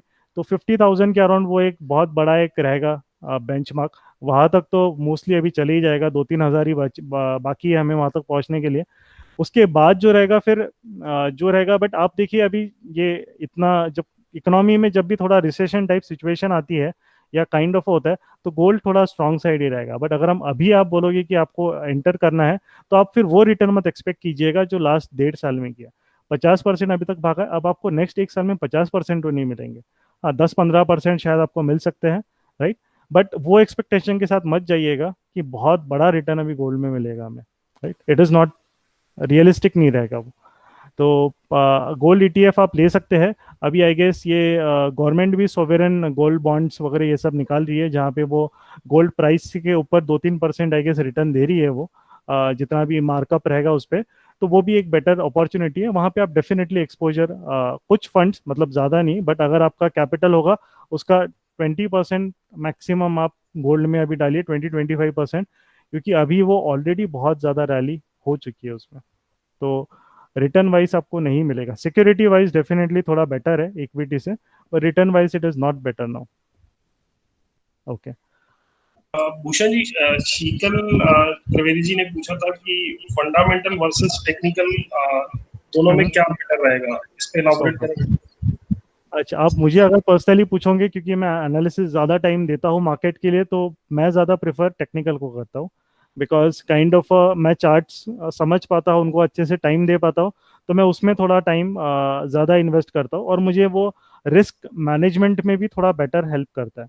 और आपका जो काइंड ऑफ, अगर आपको चार्ट्स मतलब थोड़ा डिसीजन मेकिंग अगर आपको बेटर लेनी है, तो इन माय ओपिनियन टेक्निकल थोड़ा आपको एज देगा ज़्यादा। क्योंकि आपका जो रहेगा डिसीजन मेकिंग, आपका एंट्री एग्जिट आपको क्लियर चार्ट पे दिख जाएगा।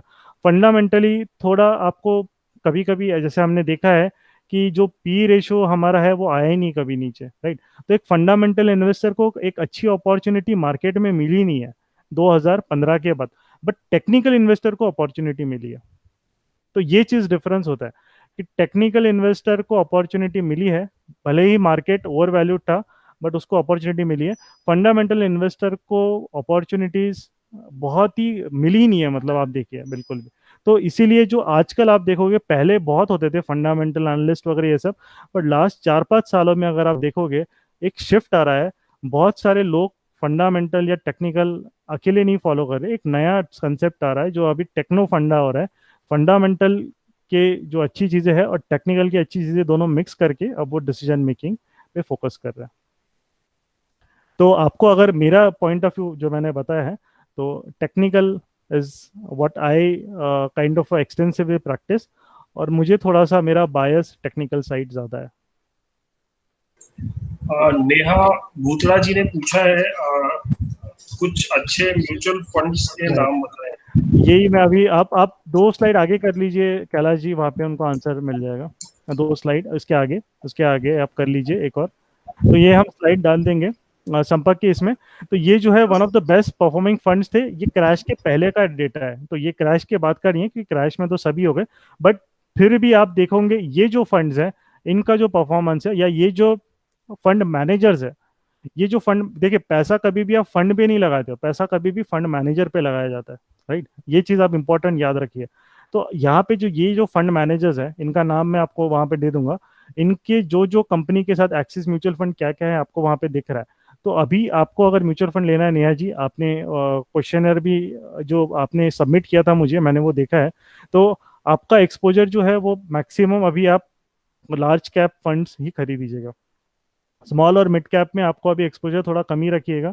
और वहाँ पे जो अच्छे 5 फंड्स है, जो अच्छे फंड मैनेजर्स है, वो 5, नीलेश सुराना, हर्षा उपाध्याय, सोहिनी अदानी, शैलेश राजभन और महेश पाटिल, इनके जो फंड्स है वो आप प्रेफर कीजिएगा।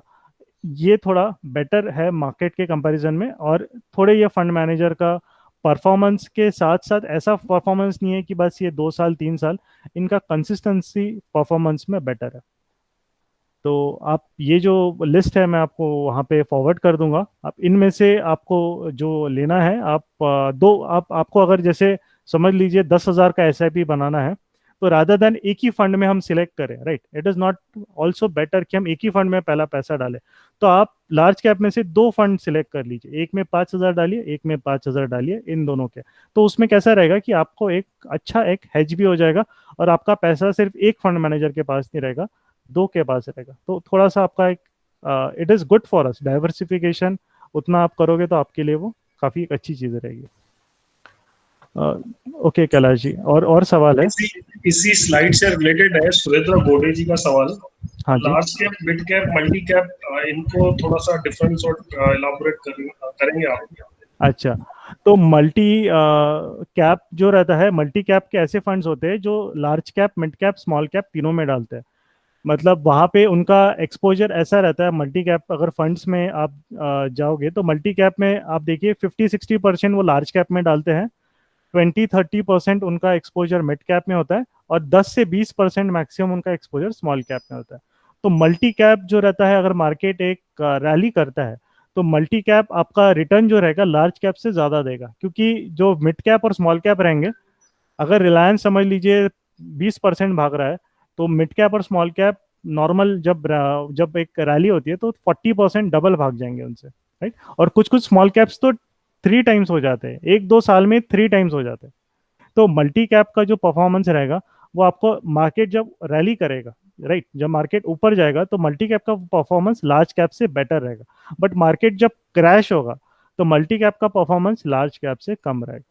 और स्मॉल मिड कैप तो मतलब अभी के मार्केट में तो दूर ही रहनी चाहिए, या तो आपको करना है तो बहुत कम अमाउंट की एसआईपी कीजिए, क्योंकि सबसे पहले कभी भी मार्केट में एक रिकवरी आती है, आप देखिएगा जब भी रिकवरी आती है तो वो स्टार्ट होती है जनरली एक अच्छी क्वालिटी कंपनी से। तो जब तक हमारे बड़े कंपनीज जो है वही एक अच्छी लेवल की रिकवरी स्टार्ट नहीं कर रहा है, तो हम स्मॉल कैप में तो मिड कैप में आप रिकवरी एक्सपेक्ट नहीं कर सकते, बहुत डिफिकल्ट है। तो ये जब आप देखिएगा कि स्मॉल और मिड कैप का, अगर समझ लीजिए मुझे एक फंड लेना है, लार्ज कैप, मल्टी कैप और मिड कैप, समझ लीजिए मेरे पास एक अलोकेशन है, 100% मुझे डालना है, तो आपका अभी अलोकेशन होना चाहिए 60-70% आप लार्ज कैप में डालिए। आपका स्मॉल मिड कैप अगर फंड्स हो गए तो 10-15% से ज़्यादा अपनी कैपिटल का अलोकेशन अभी मत करिए उसमें, और मिड कैप में आप 20% तक कर सकते हो। तो क्योंकि ये लोअर लेवल्स पे है मार्केट अभी, राइट, आप लोअर लेवल्स पे बाय कर रहे हो, और आपका अगर होराइजन 4-5 साल, अगर आपको पता है कि उन पैसों की मुझे ज़रूरत नहीं है, 2-3 साल तो भी मिनिमम, तो ये बहुत अच्छा टाइम होता है इन्वेस्टमेंट करने के लिए।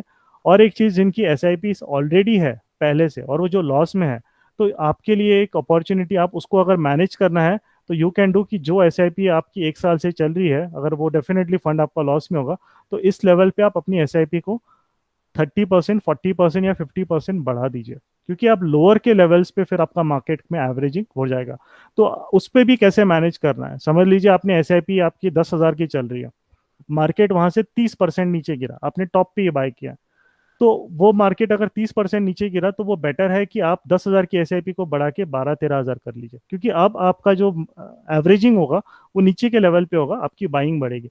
अगर मार्केट और 20% नीचे गिर रहा है, तो वो 15,000 कर लीजिए। तो ये जो रहता है, ये और मार्केट जैसे से ऊपर हो रहा है, एसआईपी अपनी कम कर लीजिए। वापस मार्केट ने 20% रिकवर कर लिया, आपके एसआईपी 15,000 से 12,000 कर दीजिए, वापस ऊपर जाके रिकवर कर लिए, वापस 10,000 पे आ जाइए। तो ये जो रहता है, इस तरीके का डिसिप्लिन वे में अगर आप करोगे, तो मार्केट के क्रैश में आपका एक्यूमुलेशन ज़्यादा होगा, और मार्केट के रैली जब होगी तब आप प्रॉफिट बुकिंग भी अच्छा आप वहाँ पे धीरे धीरे कर पाओगे। तो ये चीज़ बहुत ही सिंपल एंड बेसिक है, कोई कैलकुलेशन नहीं, कोई ज़्यादा हमें मैथ्स की ज़रूरत नहीं है, या कोई एक बड़े बड़े एनालिस्ट की ज़रूरत नहीं है। सिंपल एक लॉजिक है, जो नीचे नीचे जा रही है, अच्छे जो फंड्स हैं, हम जो लार्ज कैप के फंड्स हैं वो तो डेफिनेटली रिकवर होंगे ही, उसे 2-3 साल में, 4-5 साल में। हम उस पे जो है काइंड ऑफ हमारा अलोकेशन बढ़ा रहे हैं, और जब मार्केट ऊपर जा रहा है प्रॉफिट बुकिंग भी हम कर रहे हैं उसमें। जी कैलाश जी। भूषण जी, ये लास्ट सवाल होगा, मैं राइट, आपका राइट। नंबर पोस्ट कर दूंगा, ठीक जैसे है जी। लोग आपसे डायरेक्टली कांटेक्ट कर सके। चंदन देशमुख जी बिल्कुल ने जी। पूछा था, जब हम्म। आप एनालिसिस करते हैं तो हम्म। कौन सी चीजें हैं जिनका ध्यान देना चाहिए, कौन सी चीजें जो स्क्रूटनाइज करनी चाहिए? ओके, तो देखिए, वैसे अगर स्क्रूटिनाइज करना है तो वैसे मार्केट में काफ़ी चीज़ें होती है, डिपेंडिंग कि आपको कितने रिटर्न जनरेट करना है। अगर हमें रिटर्न ज़्यादा जनरेट करने हैं मार्केट से, तो आपको बहुत ज़्यादा एनालिसिस करना पड़ेगा, क्योंकि आपको उन उन हीरो को, जैसे अगर हमें एक इन्वेस्टिंग से अगर हमें पर ईयर 30-40% निकालना है, तो एक, मैं कैलाश जी का ही एग्जांपल देता हूँ। इन्होंने ही, आई गेस कैलाश जी, मुझे यहाँ तक याद है अच्छे से, मार्केट में जब अपना कोरोना वायरस आया था तब आपने इप्का लैब्स खरीदा था, राइट? हाँ, एक्चुअली मतलब लग कह सकते हैं कि मतलब जो हाइड्रोक्सी क्लोरोक्विन है, हम्म। उस पे थोड़ा सा सोशल मीडिया में चल रहा था, तो मैंने 1mg पे देखा कि इंडिया में कौन सी कंपनियां हैं जो हाइड्रोक्सी क्लोरोक्विन बनाती हैं। तो टॉप राइट। टू नेम्स में कैडिला और इप्का है। तो राइट। मैंने कहा कि अब खरीदते जाओ कैडिला और इप्का, और अब तक मैं खरीद रहा हूँ, बेचा नहीं हूँ। बिल्कुल। तो ये चीज अब क्या दिख रही है कि कैलाश जी को एक थोड़ा एक्स्ट्रा टाइम देना पड़ा रिसर्च के लिए, राइट? बट वो एक्स्ट्रा टाइम ऑफ रिसर्च ने उनको एक्स्ट्रा रिटर्न जनरेट करके दे दिया। तो ये चीज एक होती है कि वो, बट वो उनको एक थीम समझ में आ गई कि अभी जो है, देखिए वही एक रहता है कि अभी आपको जैसे पता है कि एक मेडिकल इशू चल रहा है, तो मेडिकल इशू चल रहा है तो डेफिनेटली ये चीज़ है कि फार्मा कंपनीज या जो रहेगी, और जो डेली नीड्स आइटम है, जो कंज्यूमर सेक्टर है, जैसे हमने देखा होगा डाबर हो गया, आपका नेस्ले हो गया, या हिंदुस्तान यूनिलीवर हो गया, ये सब है, इनकी डिमांड, इनके प्रोडक्ट्स की डिमांड बढ़नी वाली है, राइट? अभी तो जैसे जो हो गया कि अभी तो गो लोकल का ये हो रहा है, तो फॉरेन जो मल्टीनेशनल जो कंज्यूमर प्रोडक्ट्स कंपनी है, वहां पे अब उनको थोड़ा नेगेटिव इम्पैक्ट इससे हो सकता है, अगर, बिकॉज वी विल ऑल्सो भी थोड़ा से अभी people will start discarding their products, अगर एक अच्छा ऑल्टरनेटिव उनको मिल रहा है तो लोकल में। सो बट इसका एक है कि उन्होंने एक काइंड ऑफ अ थीम पकड़ के एक रिसर्च किया, तो उनको एक एक्स्ट्रा टाइम इन्वेस्ट करना पड़ा, और उसके बाद उन्होंने वहां पे पहले सर्च किया, अच्छा ये हाइड्रोक्लोरिकिन जो चल रहा है उस पर क्या क्या, कौन सी कंपनी ड्रग बनाई थी, और उस पर उन्होंने किया, और सडनली आई गेस आपने बाई किया, और उसके 2-3 दिन बाद कैलाश जी शायद वो शूट अप मार गया, राइट?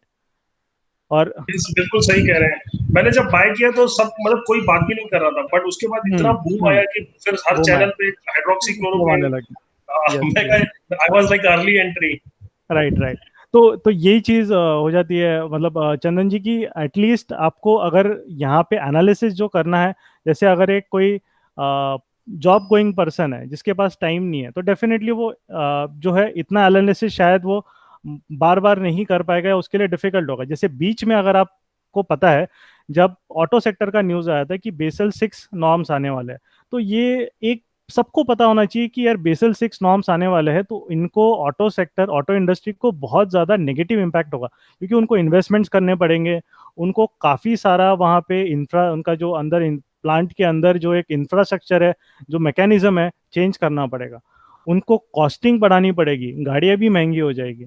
तो ये सब जो है, अगर आप उस टाइम पे देखोगे तो ऑटो सेक्टर्स बहुत ऊपर खड़े थे, मतलब मारुति 10,000 पे खड़ा था, ऑल टाइम हाई, फिर वो 9,000 पे आया, वो सब है। तो यहाँ पे अब जब देखिए कोई भी न्यूज़ एक दिन में बिल्डअप नहीं होती, तो कोरोना वायरस तो फरवरी से आ रहा है, बट कैलाश जी ने जो खरीदा था स्टॉक वो मार्च में खरीदा था, राइट? ये जो ऑटो सेक्टर भी जो क्रैश हुआ था, वो न्यूज़ बेसल 6 की पहले से ही पता थी, राइट? तो ये चीज़ है कि कोई भी चीज़ सेक्टर में रातों रात डेवलप नहीं हो जाती। तो आपको अगर एक मार्केट से रिटर्न अच्छा जनरेट करना है, तो आपको डेफिनेटली एक सेक्टर वाइज आपको थीम मार्केट की पता होनी चाहिए। तो एनालिसिस, हम अगर हम जैसे किसी भी म्यूचुअल फंड में डालोगे, या हम इनमें से किसी भी फंड मैनेजर करोगे, वो आपको साल के 30% रिटर्न नहीं दे पाएगा, राइट? वो 20% तब दे पाएगा जब मार्केट ओवरऑल ही अच्छा कर रहा है, तब आपको 20 मिलेंगे। बट अगर आपको मार्केट से 20-30% रिटर्न जनरेट करना है, तो हर एक साल की एक सेक्टर की थीम होती है, 1-2 साल की, जैसे अगर हम देखोगे अगर, तो 2019 और 2020 कंज्यूमर गुड्स और फार्मा सेक्टरल थीम है, ये दोनों सेक्टर्स आउट परफॉर्म कर रहे हैं अक्रॉस सभी मार्केट्स को। उसके पहले की अगर हम थीम देखते तो बैंकिंग सेक्टर था, बैंकिंग सेक्टर सबको आउट परफॉर्म कर रहा था, राइट? जब हमने देखा कि काइंड ऑफ एक टाइम ऐसा था जब ऑयल प्राइसेस अपने गिरे थे, तो बीपीसीएल, ओएनजी, जो एचपीसीएल थे, वो एक तरीके से बूम कर रहे थे 5-6 साल पहले, तो वो आउटपरफॉर्म कर रहा था एनर्जी सेक्टर बाकी सब सेक्टर को। बीच में हमने देखा था कि मेटल सेक्टर आउट परफॉर्म कर रहे थे, फिर चाइना का एक इशू आ गया तो मेटल सबको मतलब अंडर परफॉर्म करने लग गए। तो एनालिसिस आपको चंदन जी करना है, तो आपका एनालिसिस सिंपल होना चाहिए। आपको अगर मार्केट से ज़्यादा रिटर्न लेना है, तो आपको डेफिनेटली सेक्टरल थीम पता होना ज़रूरी है। अगर हमें उतना टाइम हम नहीं दे सकते, तो फिर we cannot also expect from to generate more returns from the market. और ये हम कैसे पता करें, राइट? आपको बस कुछ नहीं करना है, बेसिक बेसिक जो सेक्टरल थीम्स या बुलेटिन्स होती है, जो न्यूज़ होता है या क्या होता है, वो आप बेसिक बेसिक सेक्टर की पढ़ते रहिए। उनके व्यूज मत देखिए, व्यूज में तो एनालिस्ट आपको हर बार बुलिश ही दिखेंगे, बट आपको सेक्टरल की थीम होनी चाहिए। उनके रिसर्च रिपोर्ट्स आपको हमेशा कुछ अच्छे आप देखोगे ब्लूमबर्ग पे या यहाँ पे, उनके एक रिसर्च रिपोर्ट्स आपको, कोई कोई अच्छे जो एनालिस्ट या जो रहते हैं वो आपको वहाँ पे उनके बारे में क्या इम्पैक्ट हो सकता है वो आपको मिल जाएंगे। तो वो आप पढ़िए, राइट। उसके बाद आपको सेक्टर में क्या हो रहा है वो चीज़ें समझ में चालू हो जाएगी, और फिर आप उसके हिसाब से फिर इन्वेस्टमेंट अगर आप करोगे तो कैसा भी मार्केट रहे, आप मार्केट को इजीली और मतलब हम उसको बीट कर सकते हैं, राइट। जो मार्केट अगर 10% जाएगा तो जो अच्छा सेक्टर है वो 20% भागेगा, क्योंकि वही मार्केट को भगा रहा है, और बाकी के सेक्टर उसको शायद नीचे खींच रहे होंगे या साइडवेज होंगे, वो उतना उसको सपोर्ट नहीं करेंगे। तो आई गेस चंदन जी थोड़ा सा क्लियर है चीज़ें, या आपको कुछ डाउट है तो आप पूछ सकते हो। ओके, मेरे पास ठीक जितने है। क्वेश्चन थे मैंने पूछ लिए, अगर किसी को कुछ पूछना है तो वॉलंटियरली माइक अनम्यूट करके पूछ सकते हैं।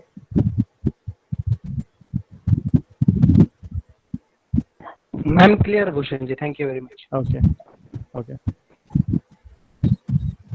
भूषण जी, मैं चाहूंगा कि हम लोग इस सेशन को अभी यहाँ पे यस, कंक्लूड करें। अभी तो संपर्क के मनी वाले ग्रुप में हमें भी ऐड कर लीजिए। संपर्क निवेश में भूषण जी मैनेज करते हैं, उनको आप कांटेक्ट कीजिएगा। मैंने नंबर पोस्ट कर दिए हैं, मैंने चैट विंडो में भूषण जी के नंबर पोस्ट कर दिए हैं, आप उनसे डायरेक्टली कांटेक्ट कर सकते हैं किसी भी बारे में आपको बात करनी है। ठीक है अजय जी, संपर्क निवेश का लिंक हम ओके, थैंक यू। शेयर कर देंगे, कोई हम लोग Okay, ये thank सेशन you. का पार्ट 2 रखेंगे, आप सबको इन्फॉर्मेशन दी जाएगी। भूषण जी इसके आगे की नॉलेज हमारे साथ शेयर करेंगे। हाँ जी, बिल्कुल बिल्कुल। मैं भूषण जी का धन्यवाद कहना चाहूंगा, उन्होंने मतलब सेवा भाव से सेशन कंडक्ट किया। These are the free sessions for Sampark members, और आउटसाइडर के लिए हम लोग छोटा सा अमाउंट टोकन चार्ज करते हैं। थैंक्स टू ऑल पार्टिसिपेंट्स, ये सेशन को लाइव बनाने के लिए ऑडियंस का भी बहुत बहुत बड़ा कंट्रीब्यूशन रहता है, उनका भी धन्यवाद। स्पेशली आई कैन सी कि भूषण जी चाहने वाले इंडिया के अलग अलग शहरों में रहते हैं, तो इस तरह से भूषण जी अच्छे से ऑर्गेनाइज करेंगे नेक्स्ट सेशन। मेरी तरफ से सबको शुभ रात्रि, धन्यवाद। And thank you Kailash ji, because आप लोगों का, आपने भी मतलब काफ़ी एक मोटिवेटिंग फैक्टर एक आपका होता है, तो आप मतलब एक बाकी सबको एक मोटिवेट करते हैं ट्रेनिंग के लिए, वो सब भी, तो it is a very very good platform, तो we all enjoy being a part of it. So thank you for creating such a wonderful platform. चलिए ठीक, थैंक यू भूषण जी। मैं ये वीडियो रिकॉर्डिंग पोस्ट कर दूंगा ग्रुप में, हाँ और जी, भी पोस्ट कर दूंगा। ठीक या ओके, चलिए, thank you all. Thanks, all.